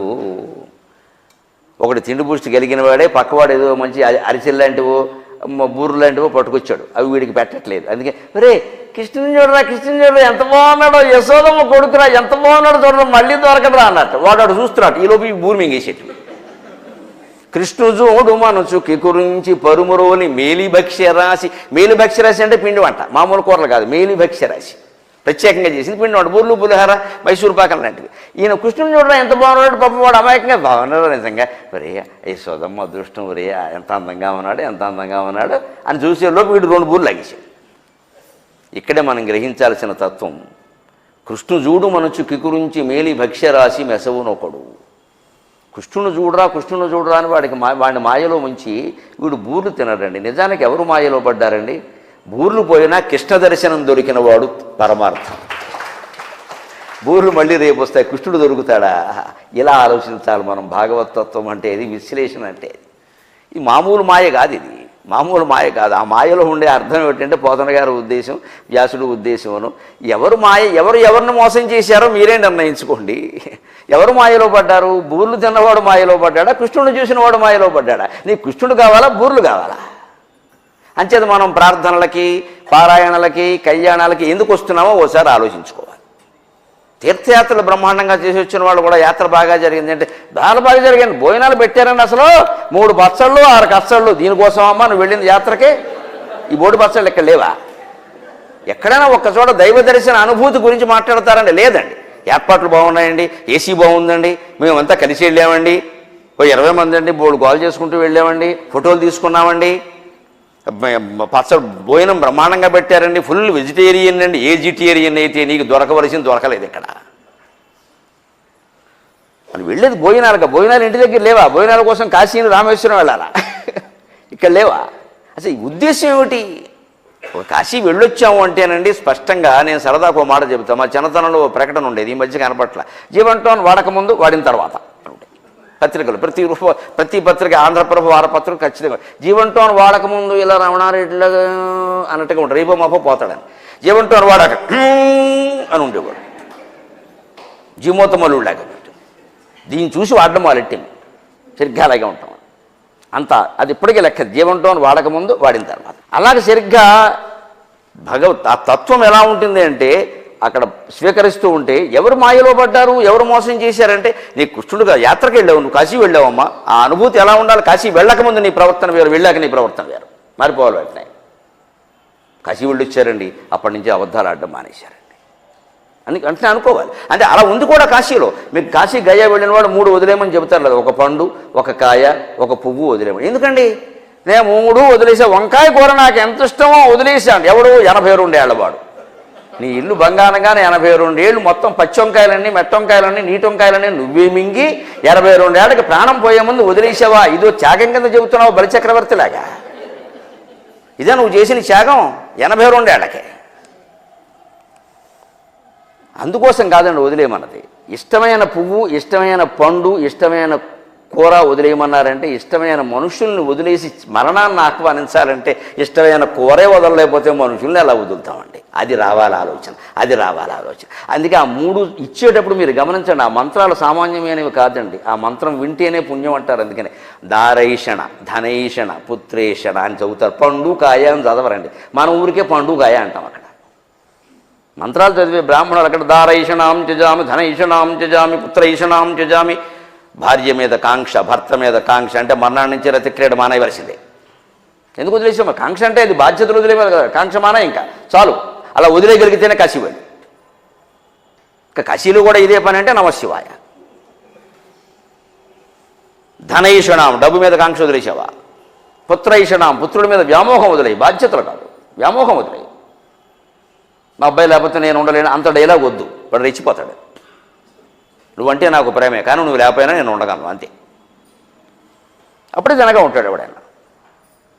ఇది దారైషణ, ధనేషణ, పుత్రేషణ వదలడానికి మనకు అలవాటు చేయడం కోసం పండు పువ్వు కాయ వదలమంటే, ఈ కాయకే ఈ పండుకే ఏదో బలిచక్రవర్తి మొత్తం విశ్వజిత్ త్యాగం చేసి సామ్రాజ్యాన్ని అంతా దానం, వామనుడికి దానం ఇచ్చిన వాళ్ళే మనం పోజు కొట్టేస్తాం ఇక్కడ. నేను అది వదిలేసా ఇది వదిలేసా. అందుకే నేను అక్కడికి వెళ్ళినప్పుడు ఏం వదిలేద్దామని చూసా. మేము వెళ్ళాం భార్యాభర్త. ఇప్పుడు పాపం పక్కన బాధపడుతుంది, ఏం వదిలేస్తాడో గొడవ అని. ఎందుకని తినేదే తక్కువ. అందుకని ఏం చేద్దాం, ఏదో పండు వదిలేంటే రాత్రిపూట పళ్ళు తింటున్నారు, ఎలా వదిలేస్తారండి? సరే నేను ఆయన అడిగి అసలు దీని ఉద్దేశం ఇవ్వడం, ఆయన మంత్రం చదివాడండి. అప్పుడు వదిలేస్తానండి, ఇక నుంచి సభల్లో నేను దండ వేసుకోనండి, పూలదండ వదిలేస్తున్నాను అన్నాను. నేను సన్మానం వద్దాను. ఎప్పుడో 7-8 ఏళ్ల క్రితం అనుకున్నాను. అంటే అప్పటి నుంచి నేను దండ వేసుకోలేదు, వారికి ముందే చెప్పాను మీరు దండ వేయకండి అని. ఏదో ఒక వ్యామోహం ఆ మాత్రం వదిలేసుకోలేదు. దండలు ఎన్ని 16 దండలు పట్టుకొచ్చి వేస్తారమ్మా సత్కారం పేరు మీద, పక్కన పారేయవలసిందే. ఎన్ని పూలు కూస్తున్నారు, ఎన్ని గుచ్చుతున్నారు. కవిని నేను భరించలేనమ్మా, పువ్వు గుచ్చితే నేను భరించలేను. నేను కరుణశ్రీ లాంటి వాడిని, పువ్వు గుచ్చితే నేను భరించలేను. విడిపువ్వు ఇవ్వండి చాలు. ఆ విడిపులు అలా పెట్టారు చాలు, గుచ్చి ఎక్కలేదు ఇక్కడ. మనం ఏదో అనుకుంటూ ఉంటాం అంతే. ఇక్కడ మన గుచ్చితే దాని తల్లి ఒళ్ళో బతకనిండి దాన్ని. మన బిడ్డ మన ఒళ్ళో ఉండాలి కదా, పువ్వు కూడా చెట్టు ఒళ్ళో ఉండాలి. అక్కడే రాలిపోతుంది, 4 రోజులు ఎక్కువ బతుకుతుంది. ఆ పేరు మీద ఈ పేరు మీద ఎక్కువ పువ్వులు కోయడానికి కూడా నేను వ్యతిరేకమేనండి. అది సరైన పూజ కాదు. మన మనస్సు అనే పుష్పాన్ని సమర్పించడం. అలా సమర్పిస్తే అర్థమవుతుంది కృష్ణుడు చూడు మన చుక్కి గురించి. కృష్ణుని చూడవయా అని వాడిని ఆశపెట్టి ఏం తినేసేట 2 బూర్లు తిన్నట్ట, బాగానే ఉంది. ఎవడు మాయలో పడ్డాడు? బూర్లు తిన్నవాడు మాయలో పడ్డాడు. ఎందుకంటే వీడు బూర్లు తినడం కూడా మానేసి ఆ సమయంలో పరమాత్మను చూడగలిగాడు అంటే ప్రయోజనం వాడిదా వీడిదా? అదే కర్ణుడు ఇంద్రుడు మాయవేషంలో వచ్చి దానం అడిగితే కవచకుండలాలు ఇస్తాడే, అప్పుడు ఒకరు వచ్చి అంటారట, శక్రేణ ఖలు వంచిత అంటాడు. శక్రేణ ఖలు వంచిత అంటాడు. కర్ణుడు చూసి ఇంద్రుడు నిన్ను మోసం చేశాడు. ఎవరన్నారండి? శక్రఖలు మయా వంచిత అంటాడు. అది కర్ణుడు. ఇంద్రుడే నా చేతిలో మోసపోయాడు. అశాశ్వతమైన శరీరం కోసం, కొడుకును రక్షించుకోవడం కోసం దీనుడై హీనుడై దేవేంద్రుడు అంతటి వాడు మారువేషంలో వచ్చి నా దగ్గర చెయ్యి చాచాడు అంటే వాడు లోకువయ్యాడా నేను లోకువయ్యానా అన్నాడు మహాదాత కర్ణుడు. కొడుకును కాపాడుకోవడం కోసం నా ప్రాణాలు అడుగుతున్నాడంటే వాడు లోకువయ్యాడండి స్వార్థానికి లోనే దేవేంద్రుడు. నేనెక్కడ లోకువయ్యాను? నా ప్రాణాలు పోతాయని తెలుసుండు కూడా, అవతల వాడు సమర్థుడని తెలుసుండు కూడా నేను దానం ఇచ్చాను. నాది పై చెయ్యి కదా సకల లోకాల్లో అన్నాడు. ఈవేళ మనం కర్ణుడి పేరు చెప్పుకుంటామా, దేవేంద్రుడి పేరు చెప్పుకుంటామా? హీరోలందరూ కర్ణుడి వేషాలు వేశారు. దేవేంద్రుడికి ఎవరిని మహానటుడిని ఎవరు వెతకరు. అదే కర్ణుడి పాత్ర వేయాలంటే మంచి సమర్థులు ఉండాలి. చరిత్రలో మిగిలిపోయేది అది. అందుకని ఇక్కడ కూడా ఎవరు మాయలో పడ్డారు? బూరు తిన్నవాడు మాయలో పడ్డాడు, కృష్ణుడు చూసినవాడు మాయలో పడ్డా. నవ్వునొక్కడు సకుల నవ్వించునొక్కడు. చరిది విందులలో నవ్వడం అంటే పిల్లలు నవ్వుతూనే భోజనాలు చేస్తారండి. వాళ్ళ వరకు అనుమతి ఇచ్చారు. వాళ్ళని కూడా మనం మౌనం అంటే చచ్చిపోతారు అన్యాయంగా. కాకపోతే ఎంగిళ్ళు అయిపోకుండా మనమే జాగ్రత్త పడాలంతే. సకుల నవ్వించునొక్కడు ముచ్చటాడునొక్కడు మురియునొక్కడు.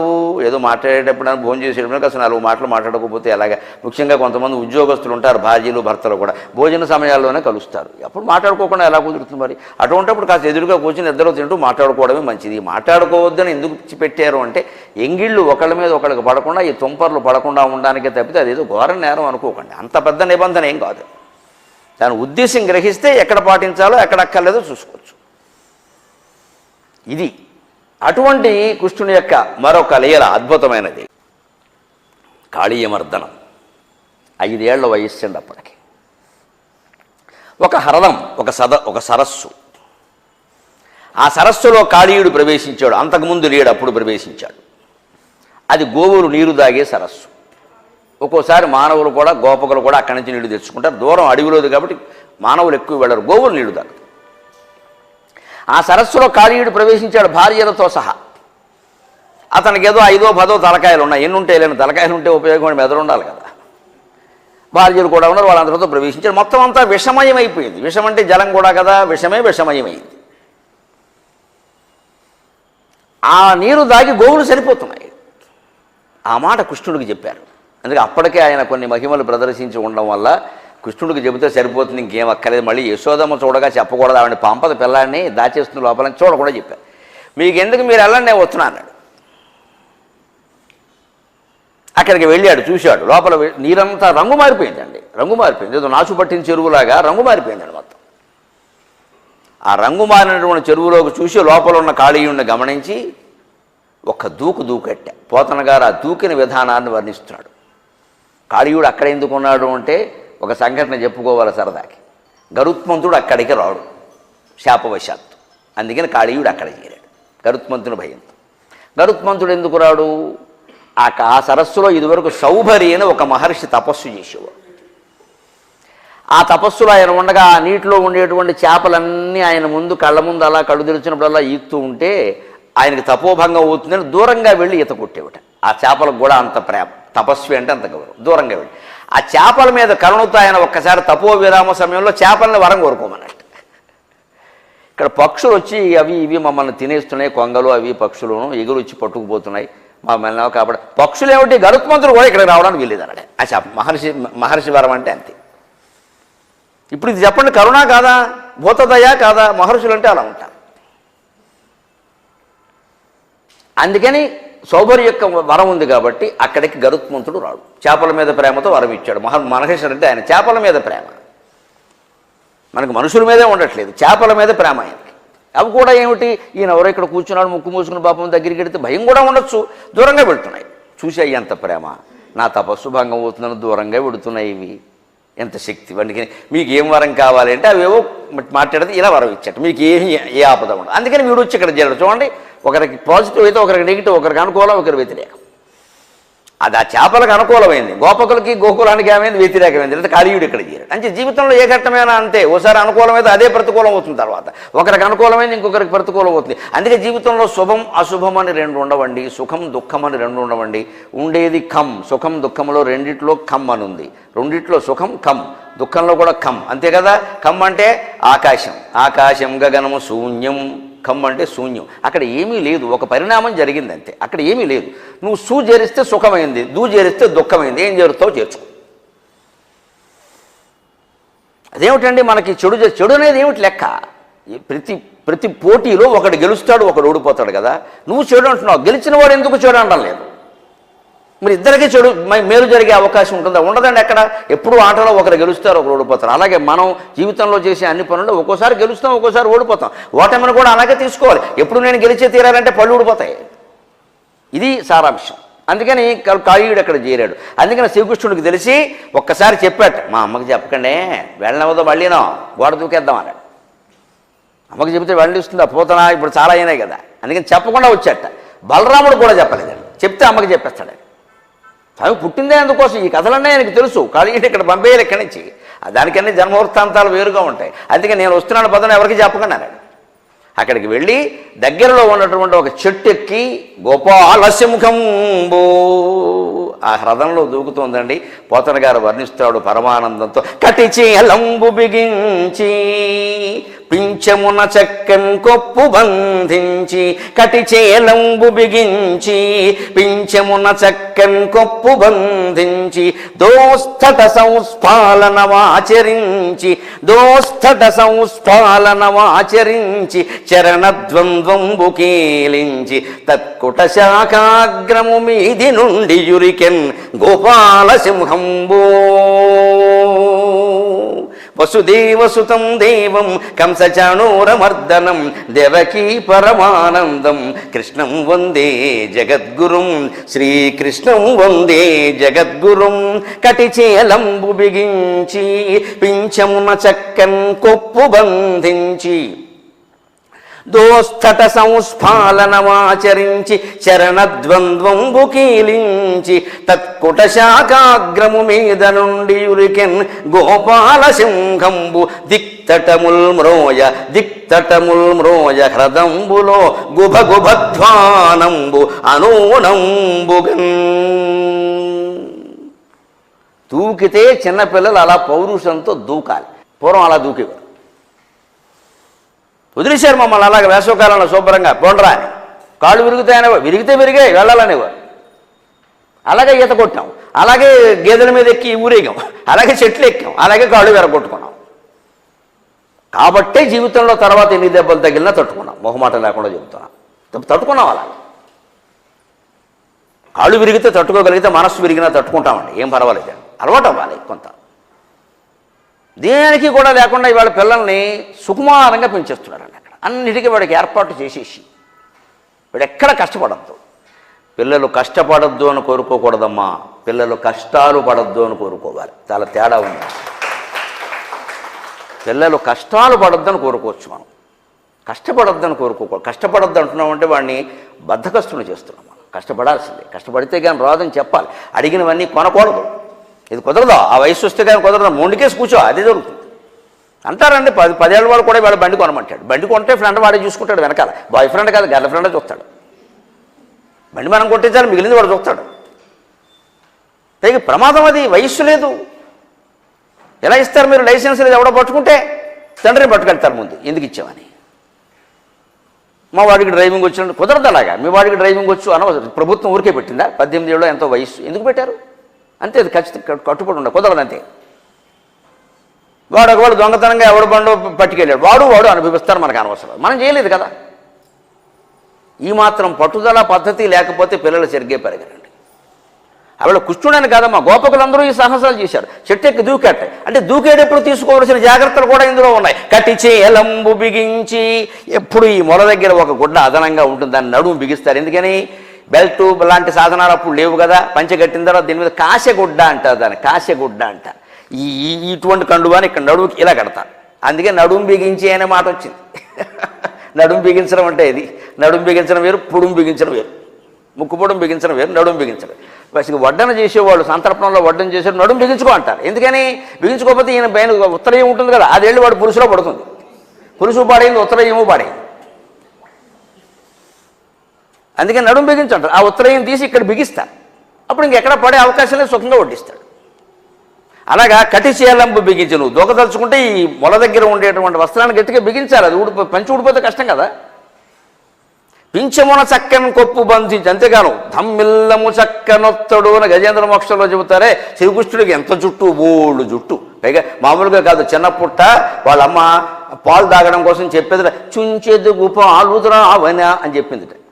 పాలు తాగనని పేచి పెడుతుంటే, ఇగో పాలు తాగితే జుట్టు ఎదుగుతుంది, అన్న ఎంత జుట్టు వస్తుంది, అయితే తాగుతా అని గ్లాసు ఇలా తాగేసి ఇలా చూసుకుని ఎదగలేదే అనే వెంటనే చిన్నపిల్లల మాట. దాని గురించి కూడా పోతన గారు రాస్తాడు. పాలు తాగితే జుట్టు ఎదుగుతుందిరా అంటే, ఆ గ్లాసుల పాలు తాగేసి ఎదగలేదమ్మా నా అబద్ధాలు చెబుతున్నాను అన్నమాట. వెంటనే అవుతుంది. అలాగే పిల్లల మాటలు అలాగే ఉంటాయి. పిల్లల మాటలు అలాగే ఉంటాయి. అందుకని అలాంటి వాడు కాబట్టి జుట్టు బాగా ఉంది కదా, ఇప్పుడు ఏం చేసేట, పింఛమున చక్కని కొప్పు బంధించి, ఎక్కడికక్కడేనండి. ప్లాస్టిక్ వైర్లు తాళ్ళు ఎక్కడా కొనలేదండి. ఆ జుట్టు ఇలా జడ కింద ముడి వేసి, ఆ ముడి మళ్ళీ వీడిపోకుండా నెమలి పించి ఇలా పెట్టాడు, చెక్కేసాడు, అయిపోయింది, కట్స్. అక్కడికక్కడే ఉన్న సామగ్రితోనే సర్దేసుకోవడం. పింఛమున చక్కని కొప్పు బంధించి దోస్తట సంస్పాలన వాచ. మనిషికి ఉత్సాహం రావాలంటే ఏం చేయాలి? ముందు ఇలా అనుకోవాలి, కాస్త జబ్బలు ఉన్నా లేకపోయినా సరే అనుకోవాలి. జబ్బ దాకానే ఎముక విరిగిపోతే కష్టం. వాడి దెబ్బకి వాడికి ఎముక విరిగితే వీడు ఎదుటి వాడిని ఏం కొడతాడు. అందుకని మనకు జబ్బలు ఉన్నాయి, దమ్ముంటుంది అనాలి, కాస్త లేకపోయినా సరే అనాలి. ఊరికే 6 ప్యాక్ 8 ప్యాక్ అని పెంచితే కుదరదు. ఇక్కడ బాడీ అన్నీ కలిసి 7 ప్యాకే చివరికి 7 కట్లు కడతారు, తోసేస్తారు. నీ 6 ప్యాక్ 8 ప్యాక్ ఏమన్నా కాపాడావా? ఏదైనా సాహసం చేసావా? ఏమి చేయరండి, ఊరికే ప్యాక్ పెంచుకుంటూ కూర్చుంటారు ఇక్కడ. అవేమో వాల్ పోస్టర్లు బయట. దాంట్లో ఈ బక్కగా ఉండే పిల్లలందరూ వాళ్ళ కోసం తయారవుతారు. సత్తునం బోర్నబెట్టాలు ఇవ్వలేక, బూస్ట్లు ఇవ్వలేక, వీడు 6 ప్యాక్ కోసం చూస్తాడు ఇక్కడ. ఏమి నీ ప్యాక్ దేనికయ్యా? ఈ ప్యాకేజ్ ఎంత? లోకానికి ఏమైనా ఉపకారం? ఏమన్నా బాధపడేవాడిని కాపాడవా? నృతులో బండివాడిని తీసావా? గొంతులో బండివాడిని తీసావా? ఆడదాన్ని రక్షించావా? దేనికి నీకు ఈ ప్యాక్ ఇక్కడ? క్రీడలు, స్పోర్ట్స్ అని మనం అంటామండి. భారతీయ సంస్కృతి రహస్యం చెబుతున్నా మొహమాటం లేకుండా. ఊరికే క్రీడలు చేసి ఆడిన వాళ్ళకి 100 ఎకరాల పొలాలు ఇచ్చేసి ఇల్లు ఇచ్చేసి కాదమ్మా. తుఫాన్లు వచ్చినప్పుడు, వరదలు వచ్చినప్పుడు వీళ్ళందరినీ వచ్చి సేవలు చేయమనండి. స్పోర్ట్స్ అండ్ గేమ్స్ శుభ్రంగా ఎకరాలు తీసుకుని చక్కగా అలంకరించుకుని బ్యూటీ క్లినిక్లో కూర్చుంటారండి. వీళ్ళకి ఇస్తారండి 100 ఎకరాలు పట్టుకండి. క్రీడల్లో గెలిచి ఏం చేసావు? అమ్మా. ఊరికే ప్రవచనాలు చెప్పడం కాదు, నేను చెబుతున్నానుగా, మనిషి మారాలి. అదే ఉద్దేశంతో నేను చెబుతాను ఖచ్చితంగా. మారకపోతే నా ప్రవచనం విఫలం. ఊరికి చెబుతా నాకు ఉపయోగం అంటే మీకేమిటి ఉపయోగం? క్రీడేనా అంతే. ఎందుకు పెంచావు శరీరం, ఎందుకు ఆడావు, ఎందుకు సాహసం? ఓ బాధితుడిని కాపాడలేవు, ఓ తుఫాను వస్తే రావు, వరద వస్తే రావు, కనీసం 10 రూపాయలు ఇవ్వవు, ఒకవేళ ఇవ్వాల్సి వస్తే జోలి పడతాడు ఎక్కడ మన్నే బెచ్చగానే చేయడానికి. ఆయన ఇవ్వడం. నీ కళను, నీ క్రీడను అన్నింటినీ సమాజం కోసం వినియోగించకపోతే నీకు దేనికి 100 ఎకరాలు ఇచ్చిన వాళ్ళకే ఇస్తూ ఉంటారు పట్టుకెళ్ళి. వీళ్ళు మళ్ళీ వాళ్ళ పిల్లలకి ఇచ్చుకుంటారు పట్టుకెళ్ళి. దానివల్ల సమాజానికి ఉపయోగం అంత మల్ల యుద్ధం చేసిన వీరుడు ఒకడు నెగ్గాడు అంటే వాడు ఎంతమందిని కాపాడాలి? బలహీనుని కాపాడినప్పుడు ఈ శరీర పటుత్వం దేనికండి? అందుకోసం ఉపయోగపడాలి క్రీడా బలం, శరీర బలం. అందుకోసం పరువులను కాపాడడానికి. ఊరిక మనం పెంచుకుని కూర్చోవడానికి ఆ రోజుకో వేటపోతుని మింగేసి. ఆ పూర్వం అలా చేసేవారు. బలం, కృష్ణుడికి ఇంత బలం ఉంది, ఎందుకు ఉపయోగపడింది? గోపకుల్ని గోవుల్ని కాపాడడానికి ఉపయోగపడిందా లేదా? దోస్తట సంస్పాలనమాచరించి చరణద్వంద్వంబు కీరించి. కాస్త పైకి దూకాలంటే ఖచ్చితంగా లాంగ్ జంప్ చేస్తాడు, చూడండి వెనక్కి వెళ్తాడు. లాంగ్ జంప్ చేసేవాడు ఏం చేస్తాడు? ముందు వెనక్కి వెళ్తాడు, వెనక్కి వెళ్ళి పరిగెత్తుకుంటూ వచ్చి దూకుతాడు. ఆ దూకే స్పాట్ ఉంటుంది చూడండి, సరిగ్గా అక్కడ 2 పాదాలు కలుస్తాయండి. చరణద్వంద్వంబు కీరించి అంటే అర్థం అది. వెనక నుంచి పరిగెత్తుకుంటూ వచ్చినవాడు అక్కడ నిలుస్తాడు, ఆ 2 పాదాలు కలిసి అక్కడి నుంచి దూకుతాడు. ఆ ఊపు అక్కడ వస్తుంది వాడికి. అందుకే సింహం 1 అడుగు వెనక్కి వేసిందంటే అర్థం కుప్పించి ముందుకు దూకడానికి, వెనక్కి పారిపోవడానికి కాదు. అది అర్థం చేసుకోవాలి. సింహం లాంటి మనిషి కూడా ఒక్కోసారి జీవితంలో కొన్ని సమస్యలు వచ్చినప్పుడు 1 అడుగు వెనక్కి వేసినట్టు కనపడతాడు. ఈ శత్రువు ఏమనుకుంటాడంటే అయిపోయింది అలా అయిపోలేదు, ఆగు ఏడాది ఆగు చూపిస్తాడు. 1 అడుగు వెనక్కి వేస్తుంది సింహం. ఎందుకని? కుప్పించి ముందుకు దూకడానికి. వచ్చిన సమస్య, వచ్చిన దుఃఖమో తట్టుకోవాలి కదా. దానికి కొంత సమస్య పడితే ఈ లోపు ఏం చేస్తాడు? పోదు చేసుకుంటాడు బలాన్ని, శరీర బలాన్ని, మనోబలాన్ని, ధన బలాన్ని, కండ బలాన్ని అన్ని పోదు చేసుకుని 1 దెబ్బ కొడతాడు. మళ్ళీ 25 ఏళ్ళు ఎవరు ఇంకా అమాయకంగా ఏమనుకో అయిపోయింది అయిపోలేదు, నీ పని అయిపోయింది, కంగారు పడక. ఎందుకంటే ఆయన భగవంతుడిని నమ్ముకున్నాడు. నేను మొహమాటం లేకుండా చెబుతున్నా, ఎంత శరీర బలం ఉన్నా, ఎంత ధన బలం ఉన్నా, దైవ బలం లేకపోతే 0.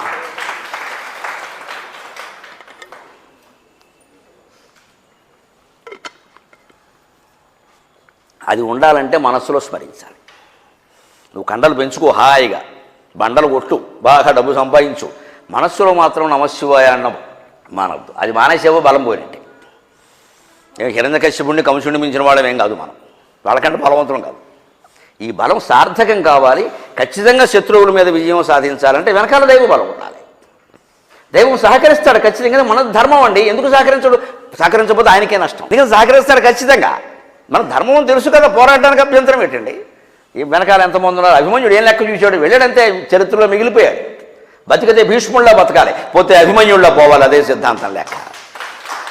ఎందుకు ఊరికే 70 ఏళ్ళు 80 ఏళ్ళు బతకడం? ఇక్కడ బతికితే భీష్ముడిలా బతకాలి, 257 సంవత్సరాలు ఆజన్మ బ్రహ్మచారిగా, లేదా 17 ఏళ్లకే అభిమన్యుడిలా పోవాలి త్యాగం చేసి. అటు ఇటు కాకుండా దేనికండి ఊరికే బతికాం. మీరు ఏం చేశారంటే మా 2 పిల్లలు సెటిల్ అయ్యారండి. దీనికోసం కనకుండా ఉంటే సెటిల్ ఎప్పుడో అయ్యేవారు.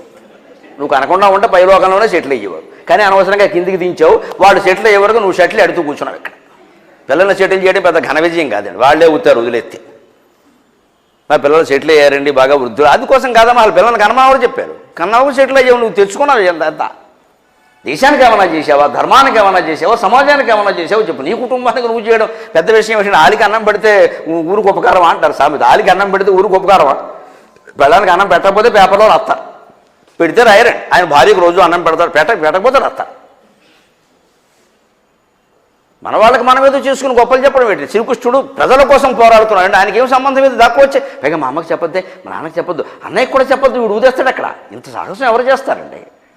హలాహల భక్షణ సందర్భంలో శివుడు చేసిన సాహసం, మళ్ళీ బాలకృష్ణుడు చేస్తున్న సాహసం. ఆయన ఇంకా పెద్దవాడు, ఈయన చిన్నవాడు. తత్కుట శాఖగ్రము మీద నుండి యురికెన్ గోపాల సింహంబు. ఆయన గోపాలుడు కానీ సింహం లాంటివాడు. గోవెక్కడ సింహం ఎక్కడ? పోలికి చూడండి. గోవుల కులంలో పుట్టాడు, గోకులంలో పుట్టాడు, కానీ సింహం అయ్యా. ధర్మం ఉంటే గోవు కూడా సింహంతో సమానంగా విజృంభిస్తుంది ధర్మం కారణంగా. గోపాల సింహం దిక్తటముల్మ్రోయ. దిక్కుల తటాలన్నీ మోగుతున్నాయి, ప్రతిధ్వనిస్తున్నాయి. ఇదే ధ్వనికి గుభ గుభధ్వానం బనూనం బుగన్ హ్రదంబులో. ఆ హ్రదంలో గుబ గుబ గుబ గుబ అని ఆ నీళ్ళ దూకగానే, నీళ్ళలో దూకగానే చప్పుడు వస్తే ఆ ధ్వని 8 దిక్కులకి వెళ్ళి అక్కడ దిగ్గజాలు ఉంటాయే, కుముదము అంజనము అంటేను, వాటి చెవులు చిల్లులు పడ్డాడు, అంత శబ్దం వచ్చింది. అది దీన్ని ఎర్రాప్రగడ హరివంశంలో వర్ణిస్తాడు. పోతన గారి మీద ఎంత గౌరవం ఉన్నా ఎర్రాప్రగడ పద్యం చెప్పకపోతే కాళీయమర్దనానికి న్యాయం చేసినట్టు కాదు. ఆయన దాన్ని ఒక గొప్ప నాట్యంగా వర్ణిస్తాడు. నాట్యం చేయాలంటే వేదిక ఉండాలి, మృదంగధ్వానం ఉండాలి, పాట పాడేవాళ్ళు ఉండాలి, అంతేకాదు చప్పట్లు కొట్టేవాడు కూడా ఉండాలి. ఎర్రాప్రగడ ఎంత ఔచిత్యమో హరివంశంలో.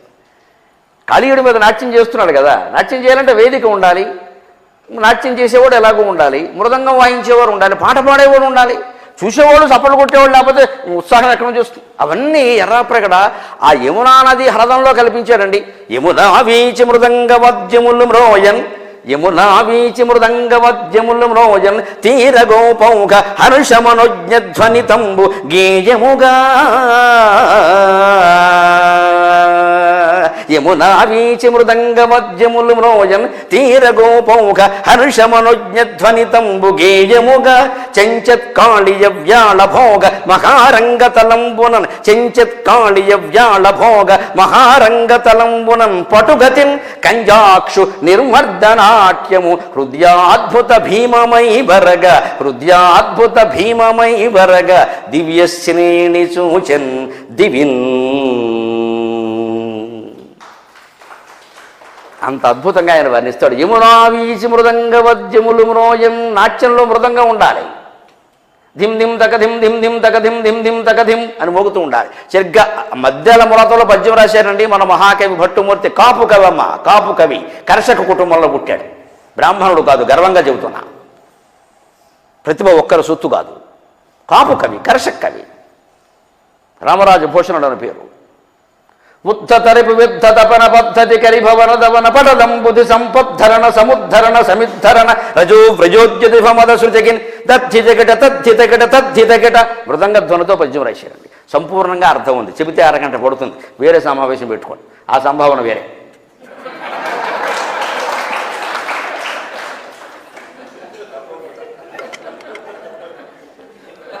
ఇది మధ్యలో అడ్వర్టైజ్మెంట్. ఇది మన లౌక్యాలు మనకున్నాయి, అది పెట్టుకుంటే వేరే. ఇప్పుడు కుదరదు. పద్యం అల్లిని విధ ఉద్ధతడిపు విద్ధతపన పద్ధతి కరి భవన ధవన పటదం బుద్ధి సంపద్ధరణ సముద్ధరణ సమిద్ధరణ రజో వ్రజోద్యుతి మద శృతికి. ఒక్క అక్షరం వ్యర్థం లేదండి, ఒక్క అక్షరం కూడా. ప్రతిదానికి సార్థకమైన అర్థాలు ఉన్నాయి. అది తెలుగు కవులు. కులంతో సంబంధం లేదమ్మా. కులం పేరు పెట్టి ఆక్షేపించకండి. మన కులంతో సంబంధం లేదు. ప్రతిభ వేరు, కులం వేరు. కులం పట్టుకుని ఏడుస్తున్నాం ఇక్కడ. కొట్లాటలు మనకొస్తాయి ఇవన్నీ. ఎటువంటి కవులు ఉన్నారు. అలాగే సరిగ్గా మృదంగవాద్యం నట్టువాంగంలో ఉన్నట్టే యమునా వీచి మృదంగవాద్యములు మ్రోయన్.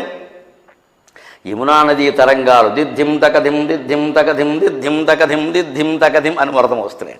యమునా నదీ తరంగాల మొరత మృదంగధ్వానంలో ఉంటుంది. మరి పాట పాడాలి కదండి. ఎవరు పాడుతున్నారు అంటే తీర గోపముగ హర్షమనోజ్ఞధ్వనితంబు గేయముగా. ఆ చుట్టూ గట్టు మీద ఉన్నటువంటి గోపబాలుడు కృష్ణ వై వై యా ఊ అంటారు. అది పాట. ఏం సృష్టించాడు ఎర్రాప్రగడ. అక్కడికక్కడ వాళ్ళందరూ వాళ్ళ హోమ్ పిచ్ అంటాం కదా మరి దీన్ని. క్రికెట్ భాషలో హోమ్ పిచ్ ఇది. వాడు ఊళ్ళో వాడు ఉన్నాడు, కొట్టేస్తున్నాడు శుభ్రంగా. అది పాట గేయముగా. మరి రంగస్థలం ఉండాలి కదండి. వేదిక అంటే చెంచత్కాళియ వ్యాళ భోగ మహారంగ తలంబున. భయంకరంగా అదిరిపోతున్నటువంటి కాళీయుని పడగలున్నాయే, అదే స్టేజ్ అండి. మెయిన్ స్టేజ్ వేదిక ఇంకేమిటన్నాడు. పటుగతిన్ కంజాక్షు నిర్మర్దనాట్యం. నిర్మర్ద అంటే మనోహరమైన అటువంటి నాట్యాన్ని అది అక్కడ ఉంటుంది. ఎర్రాప్రగడ యొక్క ఔచిత్యం. హృదయ అద్భుత భీమమై వరగ చూచన్ దివ్యశ్రేణి చూచన్ దివ్య. అది హృదయంగా ఉంది అంటే మనోహరంగా అందంగా ఉంది. అద్భుతం అంటే ఆశ్చర్యంగా ఉంది. భీమమై భయంకరంగా ఉంది. ఈ మూడు విశేషణాలు ఏమిటండి. మహాకవి అక్కడ ఉంటాడు. లోతుగా పరిశీలిస్తే కానీ విషయం అర్థం కాదు. లేకపోతే బాగుంది బాగుందని ప్రతి పదార్థం రాస్తామంతే. హృదయం అంటే అందంగా మనోహరంగా ఉంది. అద్భుతం అంటే ఆశ్చర్యకరంగా ఉంది. మనోహరమైనది ఆశ్చర్యకరంగా కూడా ఉండొచ్చు, కానీ భయంకరంగా ఎలా ఉంటుంది. భయంకరమైనది అద్భుతంగా ఎలా ఉంటుంది. భయంకరమైనది మనోహరంగా ఎలా ఉంటుంది. భయంకరమైనది మనకు నచ్చదు కదా. కానీ ఈ మధ్య యువతరాన్ని గమనిస్తే మీకు అర్థమవుతుంది. మంచి అందమైన అమ్మాయి కనపడితే టెరిఫిక్ బ్యూటీ అంటాడు. నాకు ఆశ్చర్యంగా ఉంటుంది. టెరిఫిక్ బ్యూటీ ఏమిటి. టెరిఫిక్ అంటే భయంకరం.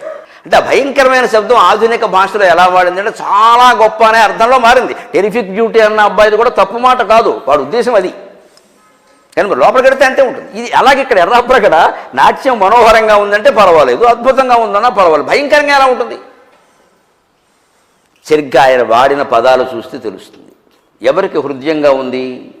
ఇదివరకే ఇటువంటి నాట్యాలు చూసిన వాళ్ళకి మనోహరంగా ఉంటుంది, ఎవరికి అద్భుతంగా ఉంటుంది, మొదటిసారి చూసే వాళ్ళకి అద్భుతంగా ఉంటుంది.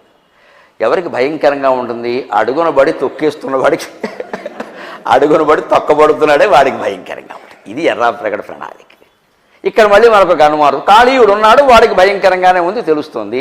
గోపకులు మొదటిసారి చూస్తున్నారు, ఇటువంటి నాట్యాన్ని వాళ్ళు చూడలేదు కాబట్టి గోపకులకు అద్భుతంగా ఉంది అది తెలుస్తుంది. మరి మనోహరంగా ఎవరికి ఉంటుందండి, మనోహరంగా ఎవరికి ఉండాలి, దేవతలకైతే ఉండాలి. ఎందుకంటే వాళ్ళు శివుడి నాట్యాన్ని చూశారు దేవలోకంలో, మళ్ళీ వాళ్ళకి మనోహరంగా ఉంటుంది. ఇది కూడా బాగుందండి అన్నట్టుగా, అద్భుతంగా ఏముండదు, మనోహరంగా ఉంటుంది. అంటే మరి దేవతలు రావాలి కదా, అందుకే ఆ పద్య నిర్మాణం చూడండి.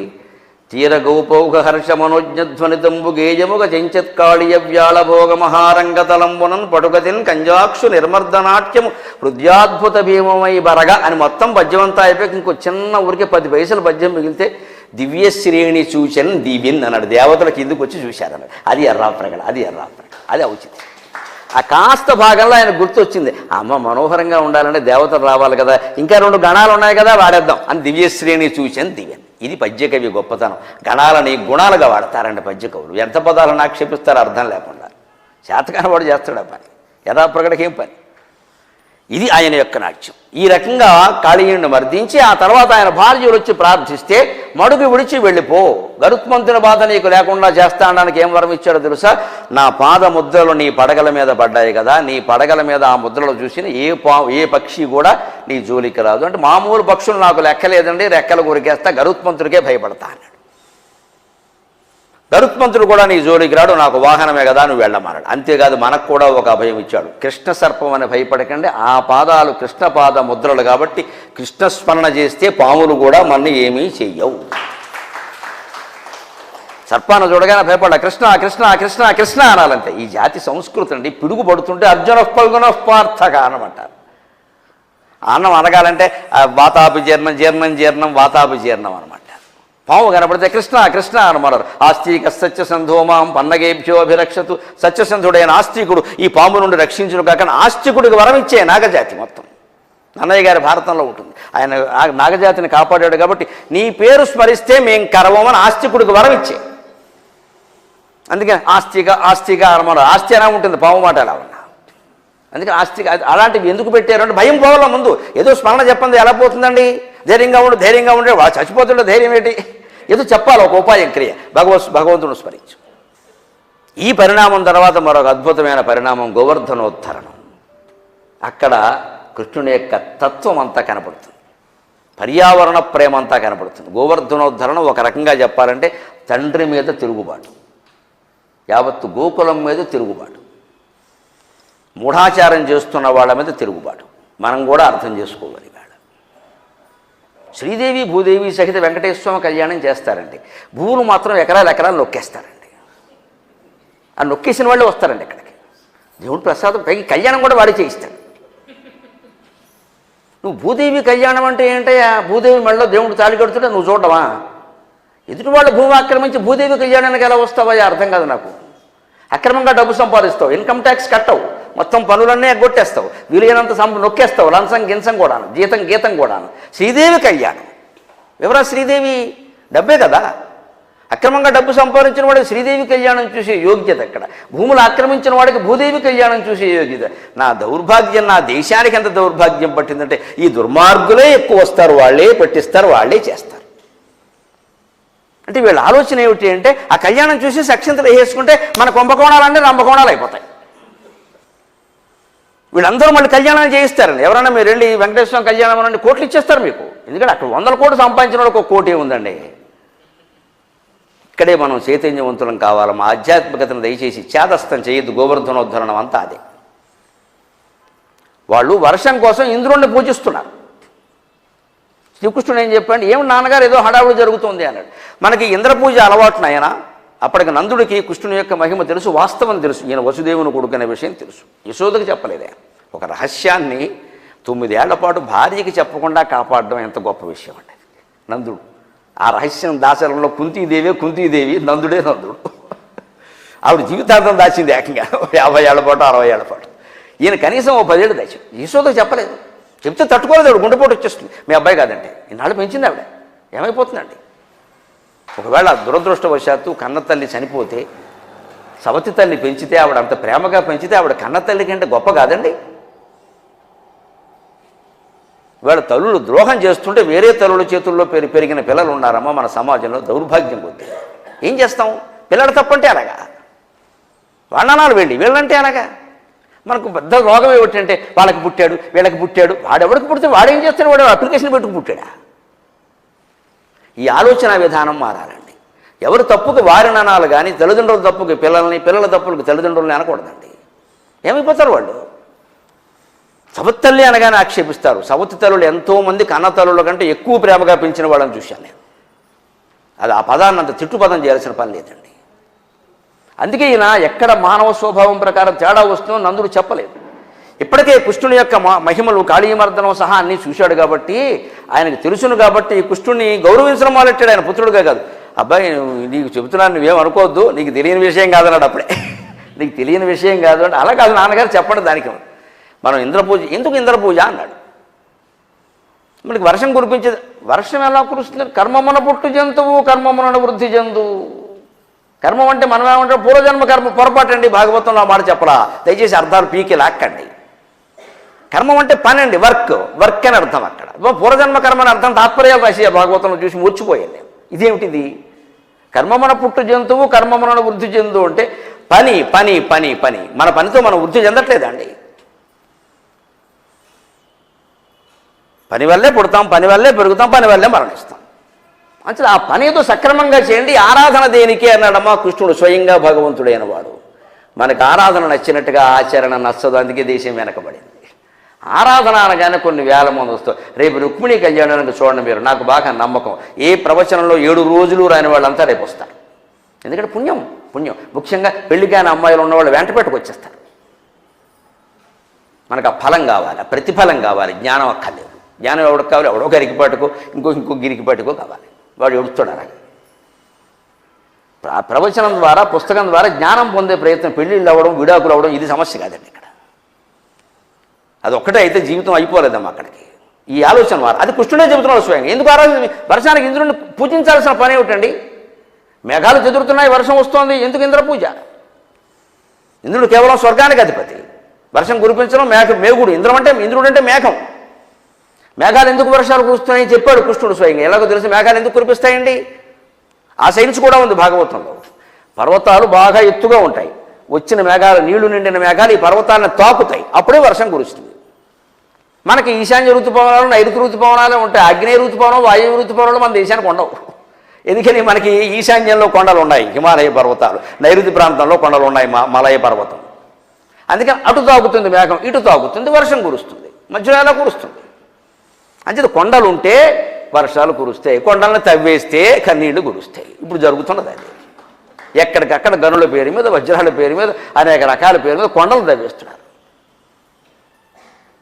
మరి ఇంకా ఇప్పుడు కొండలను తవ్వే వాళ్ళని అడ్డుకోవడం అనేది దైవభక్తే కాదు, ఆలోచించండి. వాళ్ళు తవ్వుకుంటారు, మనకెందుకు? వాళ్ళ పాపాన్ని పోతారు, మనం కళ్యాణం చేసుకుందాం. వాళ్ళు చెప్తూనే ఉంటాడమ్మా అలాగా. నువ్వు కళ్యాణాలు చెప్తూ ఉంటావు ఇక్కడ. కనీసం వాళ్ళని ఒక మాట అనడానికి కూడా మనకి నోరు రాదండి. నా జాతి ఏమిటో అర్థం కాదు. పండితులు కూడా, బ్రాహ్మణులు కూడా, ధైర్యవంతులు కూడా. బ్రాహ్మణుడు అంటే ధైర్యం అమ్మ. బ్రాహ్మణుడు అంటే దీనికి బ్రహ్మజ్ఞుడు.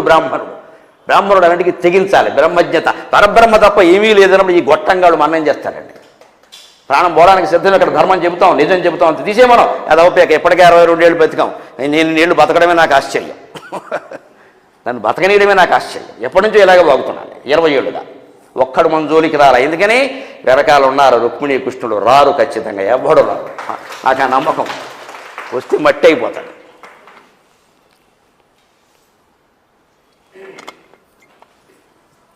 ఆ నమ్మకం ఉండాలి. యోగ వాసిష్ఠంలో చెబుతారు, పవిత్రం అనుసంధానం చేతస్మరత నిత్యశ నిష్ఫలాస్తత్ర శాపాద్యాక శిలాయామివ సాయక.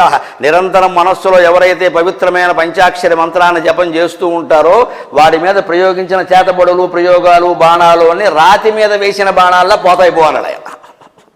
ఆ స్మరణలో ఉండాలి. నేను చెప్పాను కదా, ఎంత బలం ఉన్నా, ఎంత ధైర్యం ఉన్నా దైవ బలం ఉండాలంటే మనస్సులో స్మరించాల్సింది.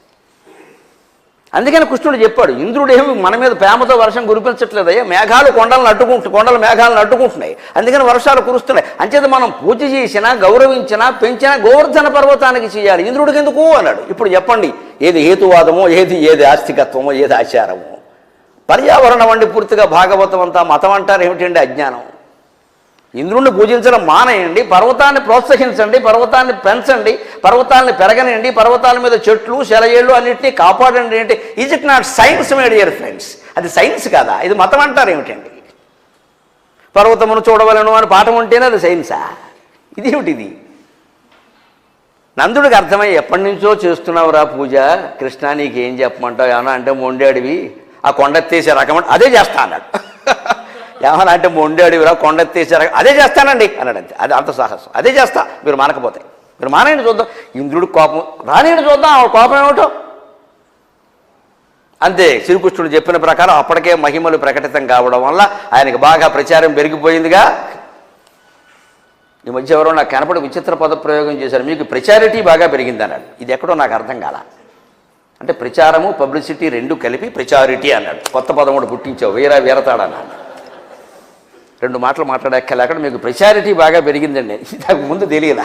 ఓహో, ఈ టీ గెలిపాక పబ్లిసిటీలో టీ పట్టుకొచ్చి ప్రచారానికి వెళ్ళి ప్రచారిటీ అన్నాడు. బాగుంది, ఇది బాగుంది, నేను చెప్తానులే. అంటే కృష్ణుడికి బాగా ప్రచారం పెరిగింది కాబట్టి సాహసంతో నేను చూస్తాను కానివ్వండి అన్నాడు. అంతే, సరిగ్గా వీళ్ళు ఇంద్రపూజ మానేసి గోవర్ధన పర్వతాన్ని సేవించడం, ప్రోత్సహించడం, వృద్ధి చెందేటువంటి ఔషధులు అక్కడ వాడడం, పాలు పెరుగు నెయ్యి మొదలైన ఉండడం, అక్కడ శాస్త్రీయంగా ఎప్పుడైతే ఆచారం ప్రకారం పూజ చేశారో ఇంద్రుడు కోపం వచ్చింది ఖచ్చితంగా. అయ్యో ఎట చేసేటువంటి, అంటే దేవతలు కూడా ఎలా ఉంటారండి, ఏట మనం అలవాటు చేశాం నైవేద్యాలు, అందుకని ఓసారి పెట్టకపోతే కోపం వస్తుంది వాడికి. అసలు ముందు నుంచి నమస్కారం తప్ప ఏం పెట్టినంటే గొడవ లేదు, ఇంకా వీడు ఇంతేరా బాబు అనుకుంటాడు. అందుకని ఇంద్రుడు కోపం వచ్చి వర్షం కురిపించాడు. మామూలు వాన కాదు, రాళ్ల వాన కురిపించాడు. శ్రీకృష్ణుడు మామూలు వాడ, యావత్తు భూమండలాన్ని, ఆ మాటకు వస్తే 14 లోకాలని ఎగిరి తనగలిగిన మహానుభావుడికి ఈ కొండ ఒక లెక్క. అని ఒక్కసారిగా కుడి చేతి చిటికిన వేలు ఇలా పైకెత్తి దాన్ని ఆ పర్వతం కింద చెయ్యి జోపి చిటికిన వేలుతో దాన్ని పైకి లేపాడు. చూపుడు వేలు కూడా కాదండి, చిటికిన వేలండి. చిటికిన వేలుతో ఇలా పైకి లేపేసరికి కొందరికి కంగారు వచ్చేసింది, కొందరికి అనుమానం వచ్చేసింది, కొందరికి నమ్మకం కలిగింది, కొందరు వెంటనే వచ్చి కింద చేరిపోయారు, కొందరు చేరలా, కొందరు చేరుదామా వద్దా, వజ్రం వెళ్ళాక చేరదామని ఆగుతున్నారు. రకరకాలు ఉంటారులేండి. ఇక్కడ ఒక చమత్కారం ఉంది. కొందరేమో వెళ్ళిపోయారట. ఎవరు? గోపికలండి. వాళ్ళకి అనన్యమైన భక్తి అండి. వాళ్ళు ఎటువంటి వాళ్ళు అంటే, కృష్ణుడు రమ్మన్నాడు, మేము వెడుతున్నాం, ప్రాణం పోతే పోనే. మా అమ్మగారికి 85 ఏళ్ళు వయస్సు ఉన్నప్పుడు మేము కాశీ ప్రయాణం పెట్టాం. సరే బంధువులు వాళ్ళను, ఒరే అమ్మని తీసుకెళ్తున్నాం, 85 ఏళ్ళరా, మధ్యలో ఏమైనా జరుగుతుందేమో అన్నారు. నాకు కొంచెం సాహసం ఉంది కానీ ఉంటుంది, ఆవిడ ప్రాణం కదా మరి. అని నేను మా అమ్మతో అన్నా, అమ్మ ఇలా అంటున్నారమ్మా మనవాళ్ళు, 85 ఏళ్ళు కదా, మధ్యలో ఏమన్నట్టు. అవడానికే కదా వెళ్ళిందండి నా తల్లి, అవగానికే కదా వెళ్ళింది. అది నా తల్లి, అది నా తల్లి. సాహసం అంటే అవడానికే కదరా వెళ్ళేది, ఇంకా ఆలోచిస్తా పెట్టి వాళ్ళు ఎవరో అన్నారని, నువ్వు కాకపోతే ఎవరు తీసుకెడతారా అని ఆవిడ అంది. పాపం 85 ఏళ్ళు బతికాను రా, నన్ను ఎవరు తీసుకెళ్ళలేదు, ఎవరు తీసుకెడతారా అంది. దర్శనం కష్టమైతే మా బావమరదండి చేతుల మీద ఎత్తుకుని తీసుకెళ్ళాడు మా అమ్మని. ఇప్పటికి మర్చిపోలేను ఆ మహానుభావుడు ఉపకారం. మా శారద తమ్ముడు చేతుల మీద ఎత్తుకుని తీసుకెళ్ళాడండి.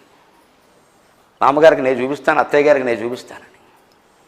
ఆ కోరిక తీరింది. ఆ తీర్చడం ముఖ్యంగానే ఏదో అవుతుంది, ఏదో అవనే ఏమిటవుతుంది ఇక్కడ. వెళ్ళాలనుకుంటూ వెళ్ళడమే. 85 ఏడు 95 ఇంకేమిటి, ఇంకా బతికి చేసేది ఇక్కడ. అందుకని ఏమవుతుందో చూద్దామని కొంతమంది ధైర్యంగా వెళ్ళిపోయారు. గోపికలు వాళ్ళకి అపారమైన నమ్మకం, వాడు కృష్ణుడు రమ్మంటే వెళ్ళడమే అంతే, ఇంకా రెండో మాటలేదు ఇక్కడ. కొంతమంది బాగా అపనమ్మకం ఉన్నవాళ్ళు వెనకాల ఉన్నారు. ఏమో ఆ బాలుడు ఎవడు నమ్ముతాడు చూద్దాం అని. ఇంకొంతమంది ఉంటారని సగం నమ్మని గ్యాంగ్ ఉంటారని. ఆస్తిక లోకంలో ఎక్కువ వీళ్ళే ఉంటారు, సగం నమ్ముతారు, సగం నమ్మరు. వాళ్ళు ఏం చేశారట, ఎందుకైనా మంచిదని లోపల ఉండి ఒక గొడుగోటి పెట్టేట పైన. అంటే ఒకవేళ కుర్రాడు మోయలేక పడేస్తే, అంటే ఈ గొడుగు కాపాడుతుందా? నిజంగానే కుర్రాడు మోయలేక పడేస్తే ఈ గొడుగు కాపాడుతుందా? అందుకు మండి కృష్ణుడు మాట అన్నాడు, ఏం అనుమానాలు మీవి, భగవంతుడు లీల ప్రదర్శిస్తున్న నమ్మడం లేదు, ఏం మనుషుడు రా మీరు. బాలుండితడు కొండ దొడ్డది, బాలుండితడు కొండ దొడ్డది, మహాభారంబు సైరింపగా జలండోయని, దీని క్రింద నిలువన్ శంకింపగా బోలదు. ఎన్ని లీలలు ఎన్ని మహిమలు ప్రదర్శించినా నన్ను నమ్మట్లేదు. నాకంటే రామచంద్రమూర్తి నయం, శుభ్రంగా కూర్చున్నాడు మానవుడిలాగా, ఒక్క మహిమ చూపించలేదు మహానుభావుడు. ఎక్కడ మనిషి చేయగలిగిన సాహసాలే చేశాడు కానీ విపరీతాలు ఎప్పుడు మహిమలు చూపించలేదు. సీతాదేవం రావణాసుడు ఎత్తుకుపోతాడా ఆయన మహిమ చూపించదలుచుకుంటే? లేదండి. రాముడు మహిమ చూపించిన సందర్భాలండి 2-3 ఉంటాయండి వాల్మీకి రామాయణం, అంతకంటే వాల్మీకి రాముడిని సంపూర్ణ మానవుడుగా చిత్రించాడు, ఆదర్శ మానవుడుగా. దేవుడుగా చిత్రించడం ఆయన ఉద్దేశం కాదు. దేవుడుగా చిత్రిస్తే ఏం చేస్తారో తెలుసు, రామాయణం పారాయణ చేస్తారు, ఏకపత్ని వ్రతం పాటించరు. పైగా ఈ పాపం అంతా రాముడిని పూజిస్తే పోతుందంట. ఇప్పుడు 2 పిల్లల్ని పెట్టుకుంటాడు, రాముడిని పూజిస్తాడా? బుద్ధి ఉందా లేదా? ఈ పాపం రాముడిని పూజిస్తే పోతుంది. పైగా రామ అంటే సాల్ట, అబ్బా ఇంకెవరికి తెలియదు, ఇక్కడ నారదుడు తెలియదు ఈ విషయం. రామ అంటే సాల్ట, చేసేవేమో వంకర పనులు, నువ్వు రామ అంటావు ఇక్కడ. ఇదే అర్థం కాని విషయం. నువ్వు రాముడిని అనుసరించు. అన్నదమ్ముడు తగాదాలు ఆడుకుంటే రామాలయానికి వెళ్ళే అర్హత లేదు. మరో భార్య ఉన్నవాడికి, మరో సంబంధం ఉన్నవాడికి రామాలయానికి వెళ్ళే అర్హత లేదు. ధర్మాన్ని తప్పిన ఏ మనిషికి రామాలయానికి వెళ్ళే అర్హత లేదు. రాముడంటే ధర్మం, రాముడంటే ధర్మం, రాముడంటే అభిషేకం, పూజ, ఆకులు పువ్వులు కాదు ఇక్కడ. మనం మొత్తం పోసేయడమే రావడం మీద పట్టుకెళ్ళి భద్రాద్రి పానకం ఆయన మీద పోసేసి మన మీద పోసుకోవడం, తర్వాత పూనకమే. ఈ సంస్కృతిలోనే మార్పు రావాలని ఈ జీవి ఈ ఘోష అంతా అదే, నా సాగర ఘోష అంతా అది. ఈ సంస్కృతిలో మార్పు రావాలి, ఈ ఆలోచనలో మార్పు రావాలి. ఈ గుళ్ళోకి వెళ్ళాం, ఏం ప్రయోజనం పొందాం? ప్రసాదమా? కొబ్బరికాయ మొక్క ఇంటి దగ్గర కొట్టుకోలేదు, కొబ్బరికాయ చెక్క ఇక్కడికి ఎందుకు రావడం? ఏం ప్రయోజనం పొందాం ఇక్కడ? మన జీవితంలో ఏ మార్పు వచ్చింది? అందుకే నమ్మలేదు కృష్ణుడు. పైగా పుట్టినప్పటి నుంచి పూతనంటే 3 నెలల వయసులో చంపేటండి ఆవిడ్ని. 3 నెలల వయసులో బాలుడు ఎలా చేస్తే కూడా మీరు నమ్మరా? అక్కడ కూడా తర్కం ఉంటుందా? అందుకని బాలుండితడు కొండ దొడ్డది మహాభారంబు సైరింపగా జాలండోయని దీని క్రింద నిలువన్ శంకింపగా బోలదు ఈ శైలంభోనిధి జంతు సంయుత ధరా చక్రంబు పైబడ్డ ఈ శైలాంభోనిధి జంతు సంయుత ధరా చక్రంబు పైబడ్డ నా కేలలాడదు బంధులాల నిలుడీ క్రిందన్ ప్రమోదంబునన్. ఏమనుమానాలయ్యా, ఇంత అయినా కానీ నా శీలాన్ని శంకిస్తున్నారు మీరు, సీతాదేవిని శంకించినట్టే. ఇంకెన్ని చూపించాలి మీకు? ఇప్పుడు కూడా నమ్మరా? బాలుండీతడు కొండ దొడ్డది మహాభారంబు సైరింపగా జాలండు అని దీని క్రింద నిలువను శంకింపగా బోలదు. ఇదేదో పెద్ద పర్వతం, నేను ఏదో చిన్న కుర్రాన్ని, ఏమో మాట్లాడు. నా వయస్సు ఎంత? 7 ఏళ్ళు. అప్పటికి గోవర్ధన పర్వతం నాటికి 7 ఏళ్ళు, కాళీయమర్దనం నాటికి 5 ఏళ్ళు, గోపిక వస్త్రాపహరణం నాటికి 6 ఏళ్ళు. దయచేసి అర్థం చెప్పండి. 6 ఏళ్ల పిల్లాడు స్నానం చేసి అమ్మాయిల వస్త్రాలు పట్టుకెళ్ళంటే వాడికి ఏం ఉద్దేశం ఉంటుందండి? ఇప్పుడు వాట్సాప్లు వచ్చాక ఉండొచ్చు, భాగవత కాలంలో ఉండదండి. 6 ఏళ్ళండి గోపిక వస్త్రాపహరణం నాటికి. ఎందుకు పట్టుకెళ్ళాడు? సంక్షిప్తంగా చెబుతాను. కాత్యాయని వ్రతం చేస్తున్నారు వాళ్ళు. కాత్యాయని వ్రతం చేసేవాడు, ఏ వ్రత దీక్షలో ఉన్న స్త్రీ కూడా నగ్నంగా స్నానం చేయకూడదు, ఎప్పుడూ చేయొద్దు. సాధారణంగా చెబుతారు ఆ మాట. మామూలు రోజుల్లో పర్వాలేదు. వ్రత దీక్షలో ఉన్నప్పుడు ఎప్పుడు చీర ధరించి ఏదో ఒక వస్త్రం ధరించి స్నానం చేయాలి, పురుషులైనా సరే స్త్రీలైనా సరే. వాళ్ళు మొత్తం వస్త్రాలు ఎక్కడ పెట్టి దిగారు అక్కడ. కాత్యాయనిదేవి అవతారం కదండి శ్రీకృష్ణుడు అంటే.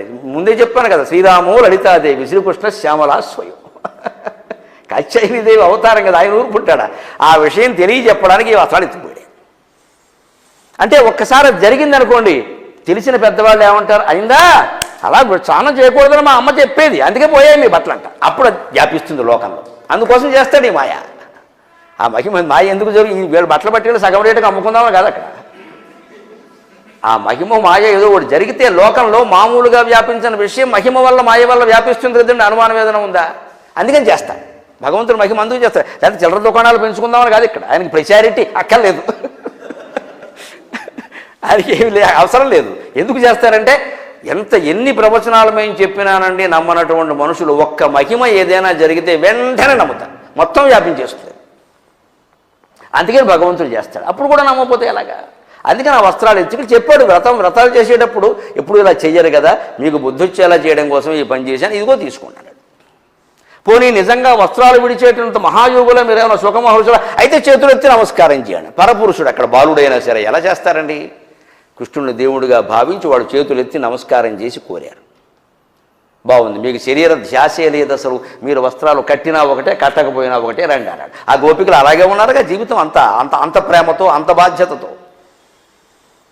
దీన్ని పట్టుకుని కృష్ణేమో చిన్నతనంలో వయసులో ఉండగానే గోపికలు చీరలు ఎత్తికెళ్ళడం, యథవిమర్శలను చేయడం, కాగుణితంగాడు. మళ్ళీ అంటున్నాను, నేను చదవకుండా ఏమీ తెలుసుకోవాలి. వయస్సు 6 ఏళ్ళండి, ఏముంటుంది చాపల్యం అప్పుడు సరదా కాకపోతే. ఇప్పుడు 7 ఏళ్ళు. అందుకని ఇప్పుడు చెబుతున్నాడు ఆయన, నేను ఇక్కడున్న ఈ శైలాంభోనిధి జంతు సంయుత ధరా చక్రంబు పైబడ్డా. పర్వతాలతో సముద్రాలతో ఉన్నటువంటి ఈ భూమండలం అంతా కూడా నా మీద పడినా సరే నా కేలల్లాడదు, నేను కాదు, ఈ చిటికెన వేలు కూడా కదలదు. ఇప్పుడైనా నమ్మండి, చెబుతున్నాను. బంధులార నిలుడి క్రిందన్ ప్రమోదంబుగా. అప్పుడు నమ్మిన వాళ్ళు వచ్చారట. అప్పుడు నమ్మిన వాళ్ళు ఇంటికి వెళ్ళిపోయారు. టీవీలో చూద్దాం ఈ విషయం అని. ఎవరో టీవీ వాళ్ళు అయ్యో పోతలు చూద్దాంలే, మనకెందుకు వచ్చింది, మీద పడదు కదా, నడిపోయారు వాళ్ళు. నమ్మిన వాళ్ళు లోపలికి వచ్చారు.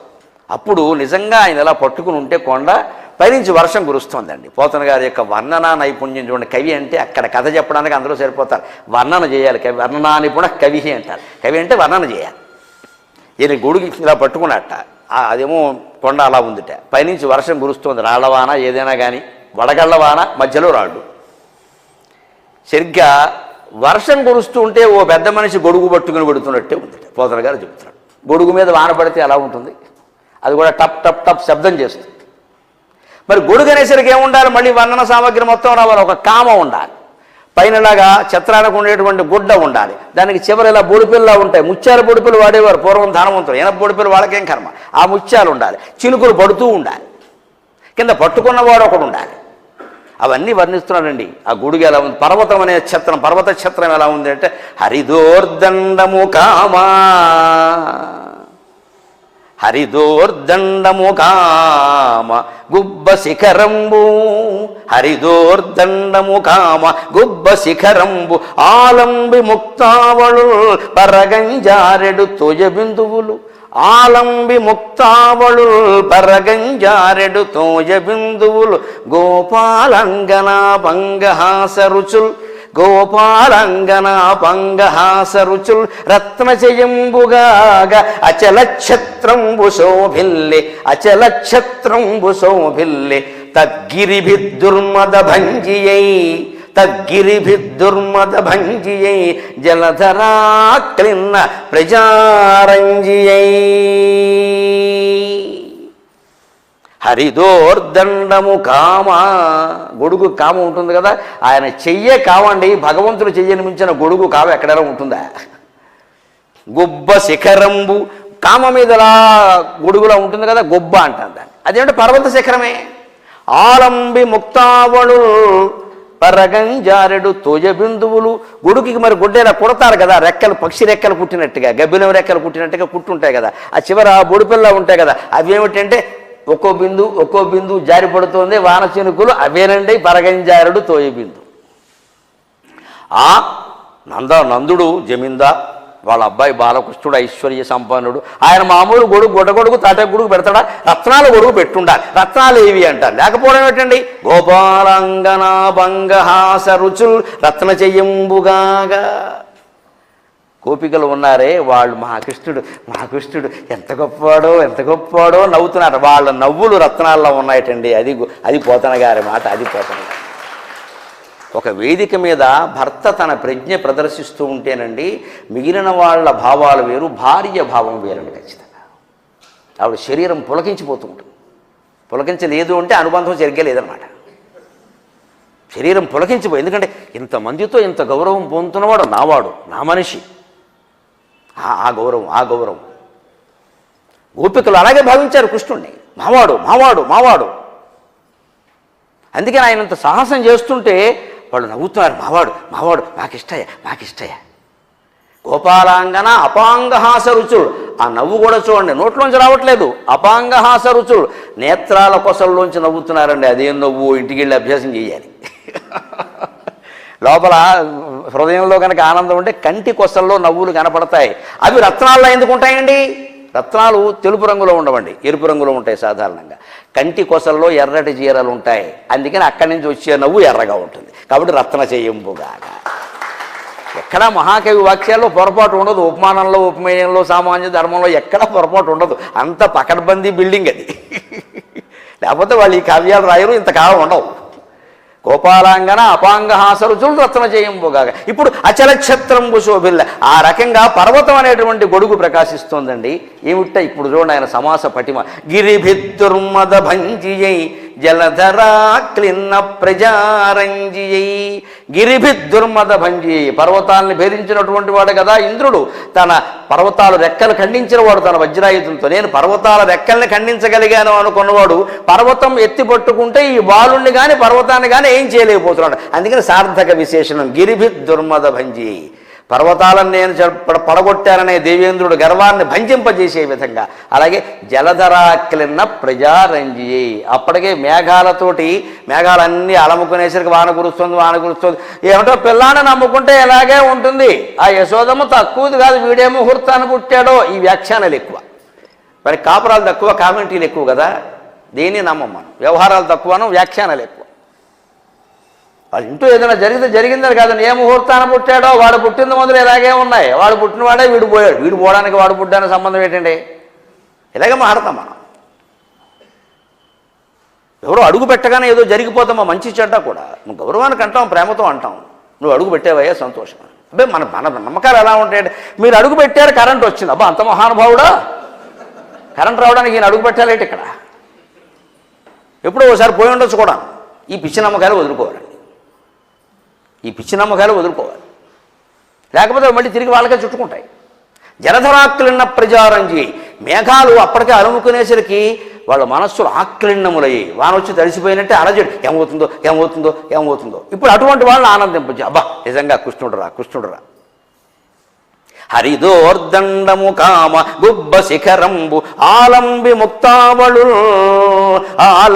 ముక్తావళుల్ పరగంజారెడు తోజ బిందువులు గోపాలంగనా పంగహాసరుచుల్ రత్నచయంబుగాగ అచల క్షత్రంబు శోభిల్లె తద్గిరిభిద్దుర్మద భంజియై జలధరాక్లిన్న ప్రజారంజియై. ఇప్పుడు దశమంలోంచి ఏకాదశంలోకి దూకి ముగింపు విభాగంలో ముఖ్యంగా తాత్వికమైన 4 మాటలు చెప్పుకుని ముగిద్దాం మనం జాగ్రత్త పడ్డానికి. ఏకాదశ ద్వాదశ స్కంధాల్లో ఉద్ధవ శ్రీకృష్ణ సంవాదం జరుగుతుందండి. ఉద్ధవుడు విచిత్రమైన భక్తుడు. ఆయన భక్తుడు అనడానికి లేదు, మిత్రుడు అనడానికి లేదు, బంధువు కూడా. బంధుత్వము ఉంది, స్నేహము ఉంది, భక్తి ఉంది. ఎప్పుడూ కృష్ణుడిని వదిలేవాడు కాదు. భక్తి మంచిదే కానీ బాధ్యత లేకపోతే ఎలాగా? భక్తి అన్నప్పుడు ఇప్పుడు బాధ్యత ఉండాలి. మీరంటే నాకు చాలా ఇష్టం, మీరంటే నాకు చాలా ఇష్టం ఉండవు. అవసరమైన చోట కాఫీ లేకపోతే ఎలాగా? వాడు కాఫీ ఇష్టం ఉంటే ముందు కాఫీ ఇచ్చి మాట్లాడాలి. ఇంటికి వచ్చి చాలా ఇష్టం చాలా ఇష్టం, పైగా మీరు మా ఇంట్లో కాఫీ తాగుతారంటే ఇదో లౌక్యం ఇక్కడ. ఆ టైంకి కాఫీ తాగే అలవాటు కూడా కాఫీ ఇవ్వాలి కదా. అంచేత ప్రేమ ఉన్న చోట ఎప్పుడు బాధ్యత ఉండాలండి. దయచేసి గమనించి ప్రేమ అని మాట్లాడుతాను. ప్రేమ ఉంటే బాధ్యత ఉంటుంది. ఆ మనిషి గురించి పూర్తి జాగ్రత్తలు తీసుకుంటేనే నువ్వు ప్రేమిస్తున్నట్లు లెక్క. నేను ఆయన ప్రేమించడంలో పడి మర్చిపోయా అంటే అయిపోయినట్టే. ఏం మర్చిపోతావు? మర్చిపోతే ఇంకా ప్రేమ ఏమిటి? మర్చిపోకూడదు. ఒక వీరుడు, ఒక నాయకుడు అండి. ఒక నాయకుడు, ప్రజానాయకుడు జనంలోకి వస్తున్నాడంటే వెనకాల బాడీగార్డ్ ఎలా ఉండాలండి? వాళ్ళది బాధ్యత. ప్రేమలో పడి మర్చిపోతే కొంపలు అంటుకుంటాయి. అంటే ఎవరి బాధ్యత వారు చేయాలి. ఆయన బాడీగార్డ్ అంతే. ఆయన ఇలా చూడాలి, గద్ద చూసినట్టు చూడాలి మొత్తం ఎక్కడ ఎవరేం చేస్తున్నారు. లేకపోతే ప్రమాదాలు అవకాశాలు ఉన్నాయి. మంచి చేసేవాడికే శత్రువులు ఎక్కువ ఉంటారు. అందుకని ఎవరు బాధ్యత? మరి ఆయన చూసుకోలేడు కదా. మాటికి దగ్గరికి వచ్చిన వాళ్ళందరినీ పొమ్మంటే ఎలాగా? మళ్ళీ మీరే తిడతారు వచ్చి ఇక్కడ. ఆయన ప్రజలతో దూరం అయ్యారండి. మరి దగ్గరైతే చాలా ప్రమాదాలు ఉంటాయి. మా బోటికి అడగే ఉంటాయి, ఆయన ఉండబెట్టి.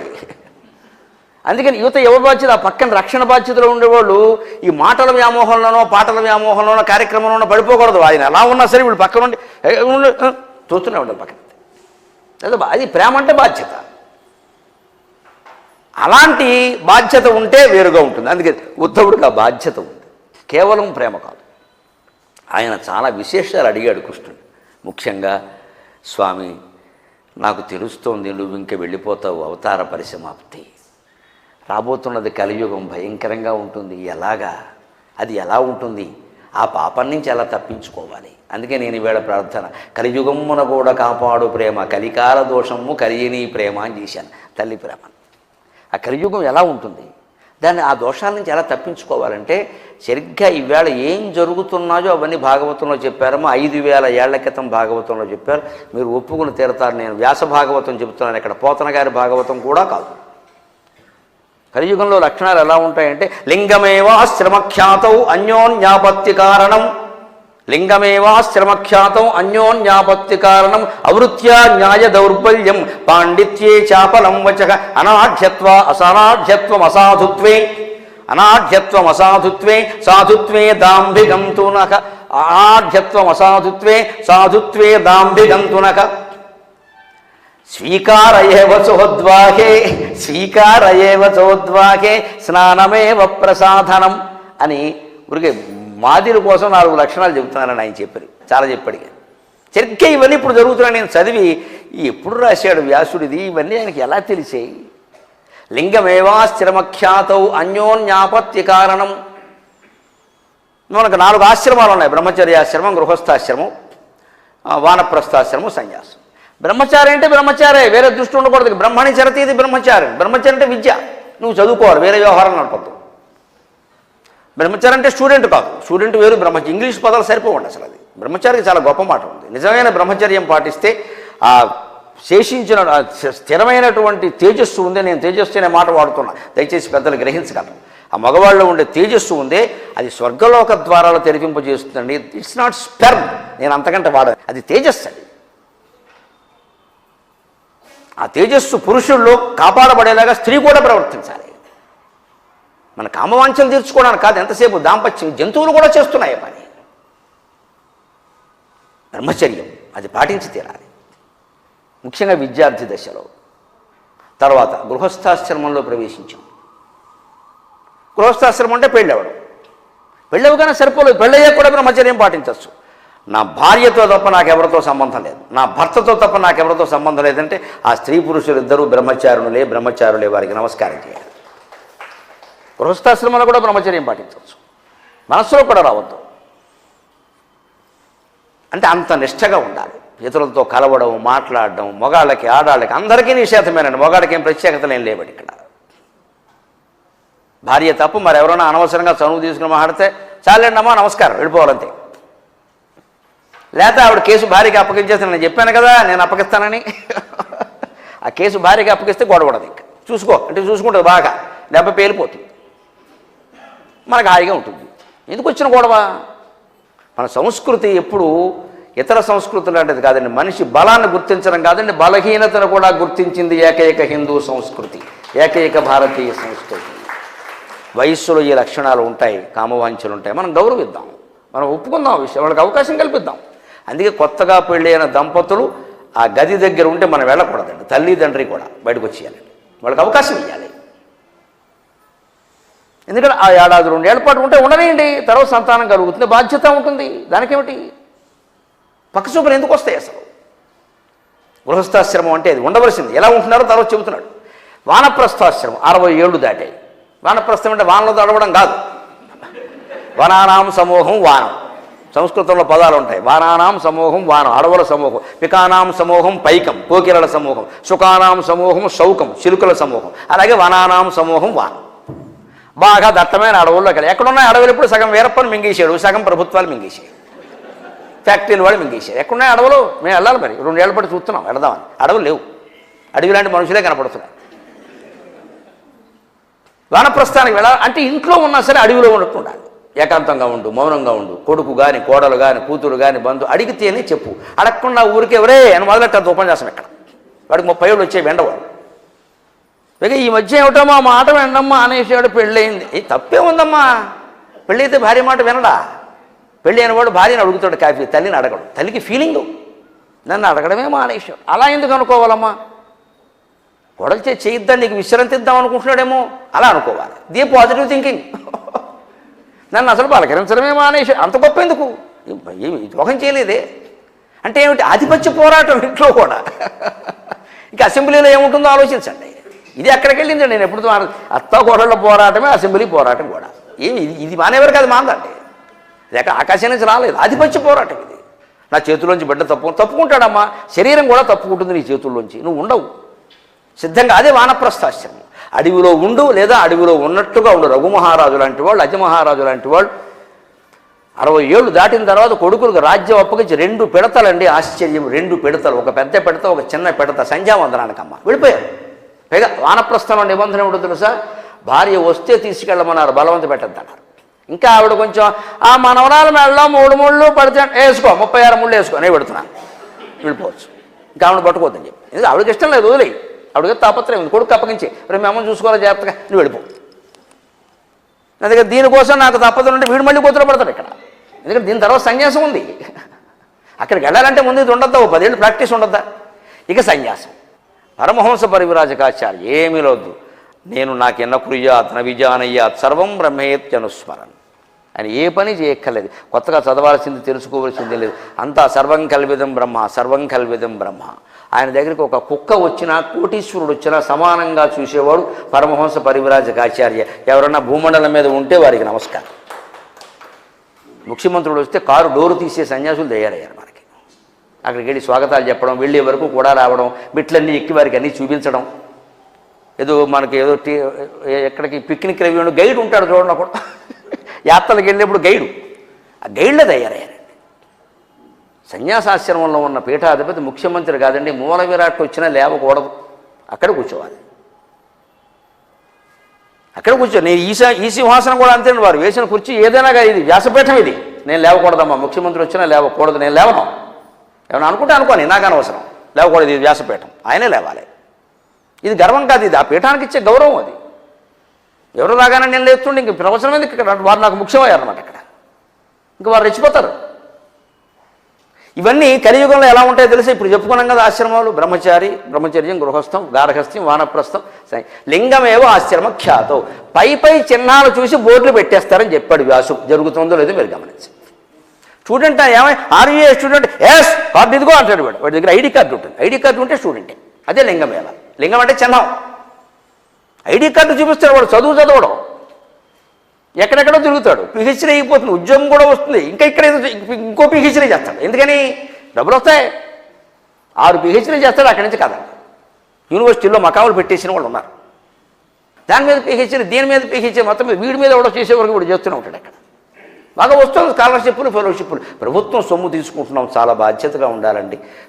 పేద ప్రజల రక్తాన్ని కేంద్ర ప్రభుత్వం పిహెచ్డీ స్కాలర్షిప్ కింద ఇస్తుంది. పరిశోధన ఊళ్ళు దగ్గర పెట్టుకుని చేయాలండి. మన నుంచి సమాజం చాలా ఆశిస్తుంది. మనం ఏదో జలసాలు చేయడానికి కాదు ఇచ్చేది. అదే ఆశ్రమం అంటే. అదే లేదండి నేను స్టూడెంట్ అంటే పిహెచ్డీ ఐడి కార్డు లేదా పీజీ ఐడి కార్డు, ఏదో పలానా కాలేజీ మెడలో బెళ్ళ, మూర్చి బెళ్ళలాగా. పెళ్ళయింది. బెళ్ళంతో నీకు సఖ్యత ఉందా? ఇంటికి వెడుతున్నావా? మీ ఇంట్లో మీరు అన్యోన్యంగా ఉన్నారా? లేకపోతే గృహస్థాశ్రమం అంటే పెళ్ళైందండి ఈవిడ మా ఆవిడ అంటే ఆవిడెవరు, నువ్వు సఖ్యత ఉందా? అది గృహస్థాశ్రమం. ఇలా లేదే, పెళ్ళైతే చాలు, పెళ్ళైపోయింది. పెళ్ళైన తర్వాత ఏడాదికి ఏమిటో ఈ మధ్య మా వాళ్ళు అయిపోయింది. ఇక్కడ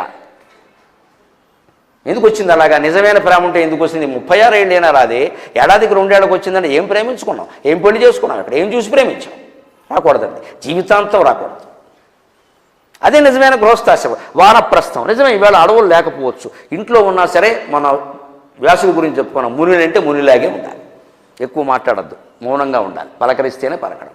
ఇక యోగ భాష్యంలో చెబుతారు అద్భుతమైన, పృష్ఠస్సన్ ప్రకృతం వక్తి నా పృష్ఠక స్థాణువత్ స్థిత. ఎవరన్నా అడిగితేనే చెప్పు, అది కూడా అడిగినంతే చెప్పు.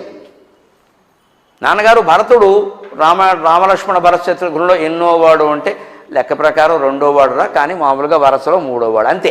భరతుడు ఎంత గొప్పవాడు అంటే ఆయన మొదలెట్టద్దు, వాడు అడగలేదు. నేను మనకు అదో జబ్బు, అది 60 ఏళ్ళు దాటిన వాళ్ళకే ఉంటుంది ఈ జబ్బు. ముఖ్యంగా నాతో సహా అందరూ పోగొట్టుకోవలసింది. ఎంత అడిగితే అంత చెప్పడం, గొంతు వాచిపోయేలాగా. ఎందుకంటే మనం చెప్పకపోతే ఎవరు చెప్తారు? లేదండి ఇదంతా వ్యక్తం కావాలనే కాంక్షమ్మ. నేను ఆత్మవిమర్శ చేసుకుని చెబుతున్నాను, వ్యక్తం కావాలనే కాంక్షతోనే ఎక్కువ మాట్లాడతారు. ఎవరినో బాగు చేద్దామని కాదు. మాట్లాడకపోతే మనం ఉండలేకపోతున్నాం. వాడు అడగని దానికి నీకెందుకు లేనిపోని దొరదా? అడిగిన చెప్పరాదా? మల్టిపుల్ ఛాయిస్లు టిక్ పెడతాను చూడండి, టిక్ పెట్టాలంతే. అది అయిపోయింది. ఇంకా మళ్ళీ అడిగితేనే చెప్పడం. అక్కడ లేదు, ఏదైనా మాట పిల్లలకు చెబుతున్నారు, ఇంట్లో వాళ్ళకో బయట వాళ్ళకి ఏదైనా, వాడు మధ్యలో ఏదో టాపిక్ మారిపోయింది అనుకోండి, మళ్ళీ వాళ్ళు అడిగితేనే మనం కొనసాగించాలి. అంటే వాళ్ళకి ఆసక్తి లేదు, లేనప్పుడు చెప్పద్దు.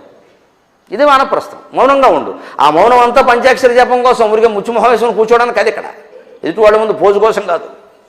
రమణ మహర్షి చెప్పినట్టే మనసులో కూడా మాట్లాడాలనే మాట ఉండొద్దు, మనసులో కూడా ఆలోచన ఉండొద్దు, అందుకెళ్ళాలి. ఇక సన్యాసం సంగతి చెప్పకల్లా, భాగవతంలో చెప్పిన మాట చెబుతా, ఇక మిగిలిన విషయాలు మీరు ఆలోచించండి. సన్యాసాశ్రమంలో ఉన్న వ్యక్తి స్త్రీ కొయ్య బొమ్మను కూడా ముట్టుకోవడానికి వీలు లేదని చెప్పాడండి భాగవతంలో. కొయ్య బొమ్మని కూడా లెక్క పెడతండి, నిర్మల్ బొమ్మండి, అందమైన అమ్మాయిలను కుదరదు. లెక్క పెడత ముట్టుకున్నా లేకపోతే తెక్క పెడత అయిపోతాం. అసలు ఉండనే కూడదు. నీ శీలం గొప్పదైనా సరే సన్యాసాశ్రమంలో యువతులు కనబడడానికి వీలేదు. వాళ్ళు వెడితే వాళ్ళ పని చూసుకుని వెళ్ళిపోవాలి. రమణ మహర్షి ఉండేవారు అలా ఖచ్చితంగా.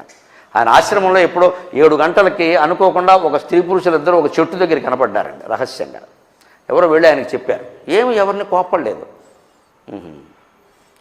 ఆయన పిలిచి రేపటి నుంచి 6 గంటలకే భోజనాలు పెట్టండి, 6 తర్వాత ఆడవాళ్ళు ఎవరు కొండ మీద ఉండడానికి వీల్లేదు చెప్పేసాడు. భార్యాభర్త అయినా సరే కుదరదు ఇక్కడ. 6 దాటాక ఎవడు కొండ మీద ఆడవాళ్ళు ఉండడానికి వీల్లేదు, మగవాళ్ళే ఉండాలి. ఇది ఆడవాళ్ళ పట్ల పక్షపాతం కాదమ్మా, ఆశ్రమం పట్ల బాధ్యత, సామాజిక బాధ్యత. మహానుభావుడికి నమస్కరించి అన్నిటికీ హక్కులేని మాట్లాడద్దు ఇక్కడ.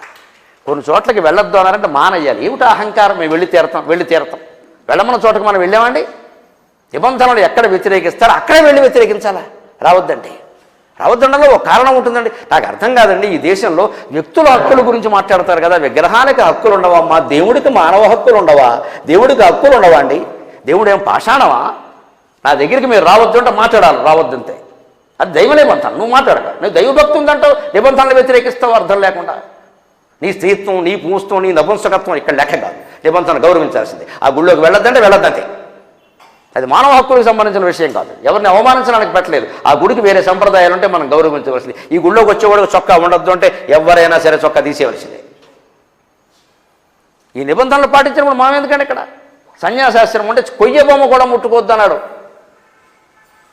అది ఆశ్రమం. అది కలియుగంలో ఎలా ఉంటుంది? లింగమేమో ఆశ్రమం. కాషాయం గట్ల ప్రతివాడు సన్యాసే. కాషాయం లింగం చిన్నం అనమాట. అంతే. ఊరికే ఆ అడవుల్లో ఉన్నట్టుగా కొంతకాలం యాత్రలు చేస్తూ వాళ్ళంతా వానప్రస్థమే. పెళ్ళి అయిన ప్రతివాడు గృహస్థమే. యూనివర్సిటీలో ఉండేవాడు, కాలేజీలో ఉండేవాడు బ్రహ్మచారే. వాడు బ్రహ్మచారో గ్రహచారో నీకేం తెలుసు? ఇదే లింగమేవాశ్రమ ఖ్యాతో అన్యోన్యాపత్తి కారణం. అన్యోన్యం ఇలాగే మార్చుకుంటారు, ఆశ్రమాలన్నీ ఇలాగే ఉంటాయి. ఇంకో మాట చెప్పాడు, ప్రవృత్యా న్యాయ దౌర్బల్యం, అవృత్యా న్యాయ దౌర్బల్యం. న్యాయాన్ని అమ్మేస్తారు, డబ్బు లేనివాడికి న్యాయం దొరకదు అన్నాడు. జరుగుతోందా లేదా? భాగవతంలో చెప్పిన మాట. డబ్బు లేనివాడికి న్యాయం దొరకదు. దుర్మార్గులు లక్షల కోట్లు సంపాదించేసి నాని పాల్తీ వాళ్ళని పిలుస్తారండి వాదించడానికి. 2 నిమిషాల ఆర్గ్యుమెంట్కి 2 నిమిషాలకి ఆయనకు 2 కోట్లు ఇచ్చుకుంటాడని ఊరికే వస్తాడండి. 2 కోట్లు నీకు ఎక్కడి నుంచి వచ్చాయి? అసలు ముందు ఇంత డబ్బు ఎక్కడది? ఒక బెయిల్ రావడానికి 40 కోట్లు ఇవ్వడానికి చూశారు ఒక జడ్జికి. మహానుభావుడు, మారుతి పేరున్నవాడండి. వ్యతిరేకించాడు మహానుభావుడు, వ్యతిరేకించాడు. పోనాడు అంతే. ఇక్కడ నీ 40 కోట్లు నాకు అక్కర్లేదు, రామనామం కావాలన్నాడు మహానుభావుడు. ఇప్పటికున్నారండి అలాగా, నిలబడ్డారండి అలాగా. అది నియమం అంటే. అలాగా జడ్జి అంటే కోటేసుకోవడం కాదు, లాయర్ అంటే కోటేసుకోవడం కాదు, ప్రవచనకర్త అంటే ఒక కండువ వేసుకోవడం కాదు. ఇక్కడ దీని దగ్గర సార్థకత ఉండాలి కదా. అవృత్యా న్యాయ దౌర్బల్యం. పాండిత్యే చేపలం వచ్చక. పాండిత్యంలో కూడా మీకు చాలామందికి చరిత్ర. అనర్గళంగా మాట్లాడడం, దీర్ఘ సమాసాలు పాడడం, పద్యాలు బాగా చెవికోసిన మేకలాగా పాడడం, ఇది పాండిత్యం కాదండి. పద్యాలు పాడడానికి ఘంటసాల, బాలసుబ్రహ్మణ్యం ఉంటారు. మేమేం పాడతామండి వాళ్ళ ముందు? కానీ వాళ్ళు ఎవరైనా అర్థాలు చెప్పగలరా? విశ్లేషణ చేయగలరా? వ్యాఖ్యానం చేయగలరా? పండితుడు అంటే వ్యాఖ్యానం చేయాలి, విశ్లేషణ చేయాలి, జీవితానికి అన్వయం చేయాలి, రహస్యాలు చెప్పాలి. సెంటిమెంట్లు పెంచడం కాదు ఎంతసేపు. కానీ లోకంలో ఎలా ఉంటుందో చేపలం వచ్చగా ఆయన తోచిన మాటలనే ఆయన ఆడుతుంటాడు, చేపల్యం కొద్దీ అవన్నీ పాండిత్యమే. అయ్యి బాబు, అసలు 2 గంటలు అలా మాట్లాడారంటే ఏం మాట్లాడడం? మైక్ కూడా మాట్లాడుతుంది. అదే గొప్ప అనుకుంటాం మనం. ఇంకో మాట చెప్పాడు విచిత్రంగా, అనాఢ్యత్వే అసాధుత్వం. పేదవాడు ఎవడు ఉంటే, చెడ్డవాడు ఎవడు ఉంటే లోకంలో పేదవాడే అన్నాడండి కలియుగం. చెడ్డవాడు ఎవడంటే పేదవాడు, డబ్బు లేనివాడే చెడ్డవాడు, డబ్బున వాడందరూ మంచివాడే. సాధుత్వే దాంభికం తునక. సాధువు ఎవరు అంటే, సాధువులు ఎవరైనా నీకు లోకంలో ఉన్నారు అంటే డాంబికం కోసమే ఉంటారు, నిజంగా సాధువులు కాదు వాళ్ళు. సాధువుల్లా కనిపిస్తారు పైకి, గోముఖ వ్యాఘ్రాలు అన్నాడు. సరిగ్గా జరుగుతుంది కదా. ఇంకో మాట చెప్పాడు పెళ్ళిళ్ళ గురించి విచిత్రంగా, స్వీకార ఏవ చోద్వాకే. వ్యాసానికి నమస్కారం, సహజీవనం అండి దీని అర్థం. స్వీకార ఏవచ ఉద్వాకే. పెళ్ళిళ్ళు ఎంత తేలిగ్గా జరిగిపోతూ ఉంటాయంటే, బస్టాండ్లో కలుస్తారు ఇద్దరు, 2 పెట్టలు, ఆడపిట్ట మగ పిట్ట. ఈవిడేదో నిడదవోలు ఎడుతుంది, ఆయన ఏదో నువ్వు నాకిన భార్య పెడుతూ ఉంటాడు. అక్కడ ఇద్దరు నిలబడతారు. వాట్ ఈజ్ దే టైం అన్నావు అంటాడు ఈయన. హీ హీ హీ అంటుంది ఈవిడ. వీళ్ళకి మనసులు కలిసిపోయే వెంటనే వీళ్ళిద్దరు మనం సహజీవనం చేసేద్దామా? సహజీవనం అంటే ఏమిటో ఇది వ్యాసుడు చెప్పిన మాట. స్వీకార ఏవచ ఉద్వాకే. వీళ్ళు మాట అనుకుంటే పెళ్ళి అయిపోయారట. దానికి ఒక సంప్రదాయం లేదా? పురోహితులు లేరా? మంత్రం లేదా? తల్లిదండ్రుల అంగీకారం లేదా? ఏమీ లేదా? అంగీకారం అయ్యే వరకు ఆగమా, ముడికేయడమేనా? అది భాగవతంలో చెప్పాడు, స్వీకార ఏవ చోత్వాహి. వీళ్ళు ఏదో అనుకుంటారు, కలిసి ఉంటారు, తర్వాత 6 నెలలు అయ్యాక నాకు నచ్చదు మరి నువ్వు ఎందుకున్నావు అక్కడ? ఇంకో మాట చెప్పారండి, విచిత్రమైన మాట, స్నానమేవ ప్రసాదనం. నవ్వొస్తుంది. కలియుగంలో ఆచారపరాయణుడు ఎవరంటే, రోజు నేను పొద్దున స్నానం చేస్తా చాలండి, ఆయన ఆహితాగ్ని ఆచారపరాయణుడు. ఒక్కరోజు కూడా నేను స్నానం మాను. స్నానం అయితే అయిపోయినట్టే ఆచారం. స్నానం ఎవరు చేయారంటే కాకులు కూడా చేస్తాయి. నీ ఆచారం అదా, మానసిక ఆచారం ఉండద్దా? ఇలాగ దాంభికాచారాలు అల్ప విషయాలు ప్రముఖంగా ప్రస్తావించబడతాయన్నాడు. ఇలా కలియుగ లక్షణాలు చెప్పాక దీని నుంచి తప్పించుకోవడం ఎలాగా అనగాడు. ఇంకొక 10 నిమిషాల్లో నేను ముగిస్తాను. ఈ దాంభికాచారం, ఈ మోసం నుంచి తప్పించుకోవడం ఎలాగా అంటే ఒక్క మాట దానికి తర్వాత ఇంకో మాట చెప్పాడు. ఆయన అడుగుతాడు ఉద్ధవుడు, స్వామి ఇన్ని మాయల నుంచి మేము ఎలా తప్పించుకుంటాం? నువ్వంటే 16,000 మంది నుంచి కూడా తప్పించుకుని తిరిగేవయ్యా. నేను ఎలా తప్పించుకున్నానో తెలుసా అన్నాడు. ఎలా తప్పించుకున్నామని అడిగాడు ఉద్ధవుడు. అది చెబుతాడు ఆయన, అందరినీ ప్రేమించుము, ఎవరి యందు ఆసక్తి చూపించకము అన్నాడు. అది భాగవత రహస్యం. Love everybody but don't show interest an anybody. మనం ఆసక్తి చూపించి నీవు లేక నేను లేను అంటే వారే ఉంటారు, మనం ఉండరు. ఇక్కడ ఈ పాటలు పాడద్దు, అది కుదిరేది కాదు. అది నువ్వు లేకపోయినా నేను ఉంటాను, బట్ ఐ లవ్ యూ, అది వేరే విషయం. అది అతిగా పాడుతున్నాడంటే నమ్మక్కలేదండి వాడు ఇంకోటి దగ్గర కూడా ఇదే పాట పాడతాడు, రావణాసురులాగే. వాడు ప్రేమించేవాడు నిజంగా ఆ ప్రేమను బాధ్యతలు చూపిస్తాడు, ఇంక డైలాగులు చెప్పడు ఇక్కడ. అందుకని చెబుతున్నారు ఇక్కడ, అందరినీ ప్రేమించు. భార్య ఏమిటి, భర్త ఏమిటి? ప్రేమ అనేసరికి నాకు యువతరాన్ని మాట్లాడతా, తల్లిని ప్రేమించద్దా, తండ్రిని ప్రేమించద్దా, దేశాన్ని ప్రేమించద్దా అండి? ఎంత గొప్ప పాట అది. దేశాన్ని ప్రేమించద్దా? భారతదేశం మీద ప్రేమ లేకపోతే బతుకు అది. దేశం సమాజాన్ని ప్రేమించద్దా? ఒక భార్యను ప్రేమిస్తావా, పిల్లల్ని ప్రేమిస్తావా? కుక్క పిల్లలు కూడా ప్రేమిస్తాయి, నువ్వు ప్రేమించేదేటి? దేశాన్ని ప్రేమించాలి కదండి. అంటే అందరినీ ప్రేమించు, భారతదేశాన్ని అంతటి ప్రేమించు, ప్రపంచాన్ని అంతటి ప్రేమించు. ఎవరి ఎందు ఆసక్తి చూపించు. ఆసక్తి పెంచుకుంటే ఏమవుతుంది? జడభరతుల కథలో వస్తుంది. అంత తపస్సు చేసి మహానుభావుడు చివరిలో లేడీని పాపం చేరదీసి అది 4 రోజులు కనపడపోయేసరికి మా లేడరా ఏదో లేడీ కోసం బాధపడ్డాడు. లేడీ గురించి లేడీ జనం మెచ్చాడు కర్మగారి. అంత ఋషి రాజు 100 ఏళ్ళు తపస్సు చేసిన వాడు ఇదే. అందుకని ఆసక్తి చూపించకో. లేడీకి ఏదో గడ్డి పరకలు పెట్టు, వదిలేయి. అది గడ్డి పరకలు తినందే, నేను అన్నం తిన్నా ఉంటే అది అన్నం తింటుంది, నువ్వు గడ్డి తినాల్సి వస్తుంది. ఈ మమకారాలే పనికిరావు. పిల్లల పట్లైనా అంతే. మన బాధ్యత మనం చేయాలి. కానీ వీళ్ళు లేకపోతే నేను ఉండలేను, వాడు మొహం చూడకుండా నేను ఎత్తికెక్కేస్తాడు, మొత్తం ఆస్తి అంతా ముందే అమ్మేస్తాడు. ఇది ఇంకొక మాట అండి. వీటి నుంచి తప్పించుకునే ఉపాయాన్ని చాలా గొప్పగా చెప్పాడు కలియుగం ప్రభావాల నుంచి. 3 మాటలు గుర్తుపెట్టుకో ఉద్ధవ. 1, నా గురించి ఎవరైనా 10 మందిలో చెబితే నేను వారి గురించి దేవలోకంలో చెబుతా అన్నాడు.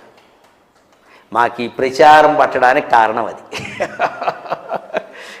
ఈ యోగం పట్టడం ఉందే, ఈవేళ యువతరం చిన్నపిల్లలు కూడా ఈవేళ వస్తూ నాకు విచిత్రమైన అనుభవం. ప్రవచనానికి బయలుదేరి వస్తూ కింద కారు సిద్ధంగా ఉంది, ఏదో పిల్లల మాటల్లో నా పేరు వినపడింది. ఎవరికి అక్కడ 5-6 ఏళ్ళు దాటం. చిన్నపిల్లలు ఆడుకుంటున్నారు బయట మా అపార్ట్మెంట్ ముందు.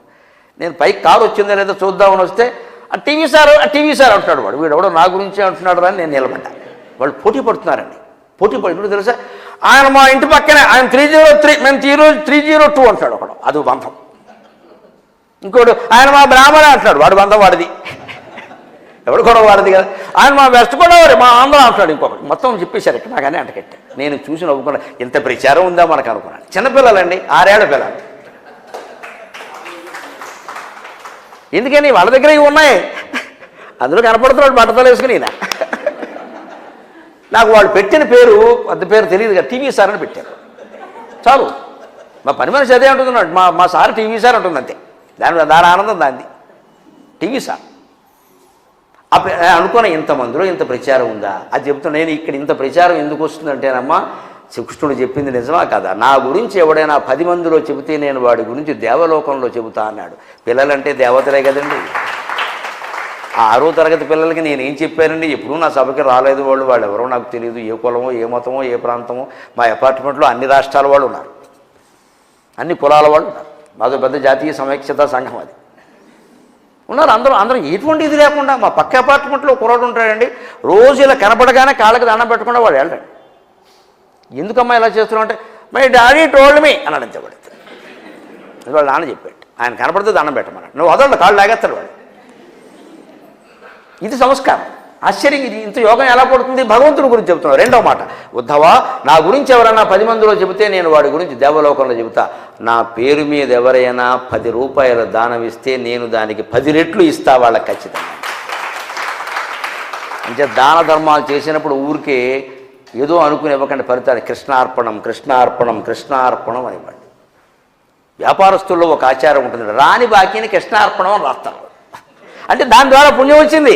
వాళ్ళు తక్కువ కాదు, నమ్మో వ్యాపారస్తులు ప్రతిదాని నుంచి ఆశిస్తాడు. Business is business. వాళ్ళు ఏమనుకుంటారంటే అక్కడ కృష్ణార్పణం అని రాస్తారు. వసూలు కాలదు దిక్కుమాలిన సంత అని రాయరు. కృష్ణార్పణం అంటే ఈ సొమ్ము కృష్ణుడికి ఇచ్చా, పైన నాకు లెక్క చెప్పాలి కృష్ణుడు. అది తెలివండి, చాలా తెలివి. రాని బాకీ బ్యాంకు వాళ్ళు కూడా మొండి బకాయిలు కృష్ణార్పణం అంటే వదిలిపోతుంది. అంచేత నా గురించి ఎవరైనా 10 మందిలో చెబితే నేను వాడి పేరు దేవలోకంలో చెబుతా. నా పేరు మీద ఎవరైనా 10 రూపాయలు దానం ఇస్తే నేను అందుకు 10 రెట్లు ఇస్తా. ఇంకో మాట చెబుతున్నాను ఉద్ధవ, మూడో మాట, చివరిదైనా చిన్నది కాని మాట, లాస్ట్ బట్ నాట్ లీస్ట్. నన్ను ఎవరైనా మనస్సులో స్మరిస్తూ ఉంటే ఉద్ధవ, మరో దారి లేదయ్యా, నేను వాడి దగ్గరే ఉంటా అన్నది.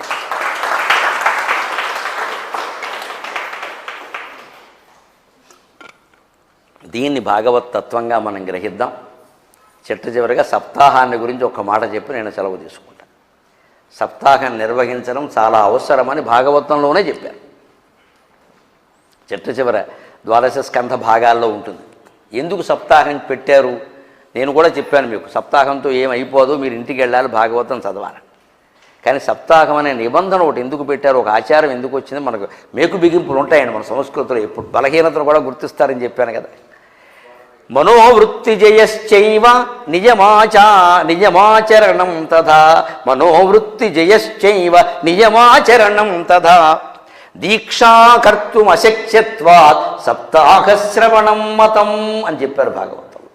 దీన్ని 7 రోజుల్లో వినండి అని ఎందుకు చెప్పారు అంటే, పారాయణం చేయమని వారికి ముఖ్యమైన ఘట్టాలైనా చెప్పండి అయ్యా మాకు అని ఎందుకు చెప్పారు అంటే, కొన్ని కలియుగంలో మానవులకి చాలా కష్టమండి సాధించడం, అసాధ్యంగా ఉంటాయి. అందులో ఒకటి ఏమిటంటే మనోవృత్తి చేయక, మనస్సులో ఆలోచనలు ఆపడం చాలా కష్టం.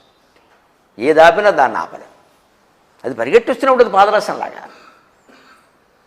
నిజమాచరణం తథా, బ్రహ్మచర్యం పాటించు, భూషయనం నేల మీదే పడుకో.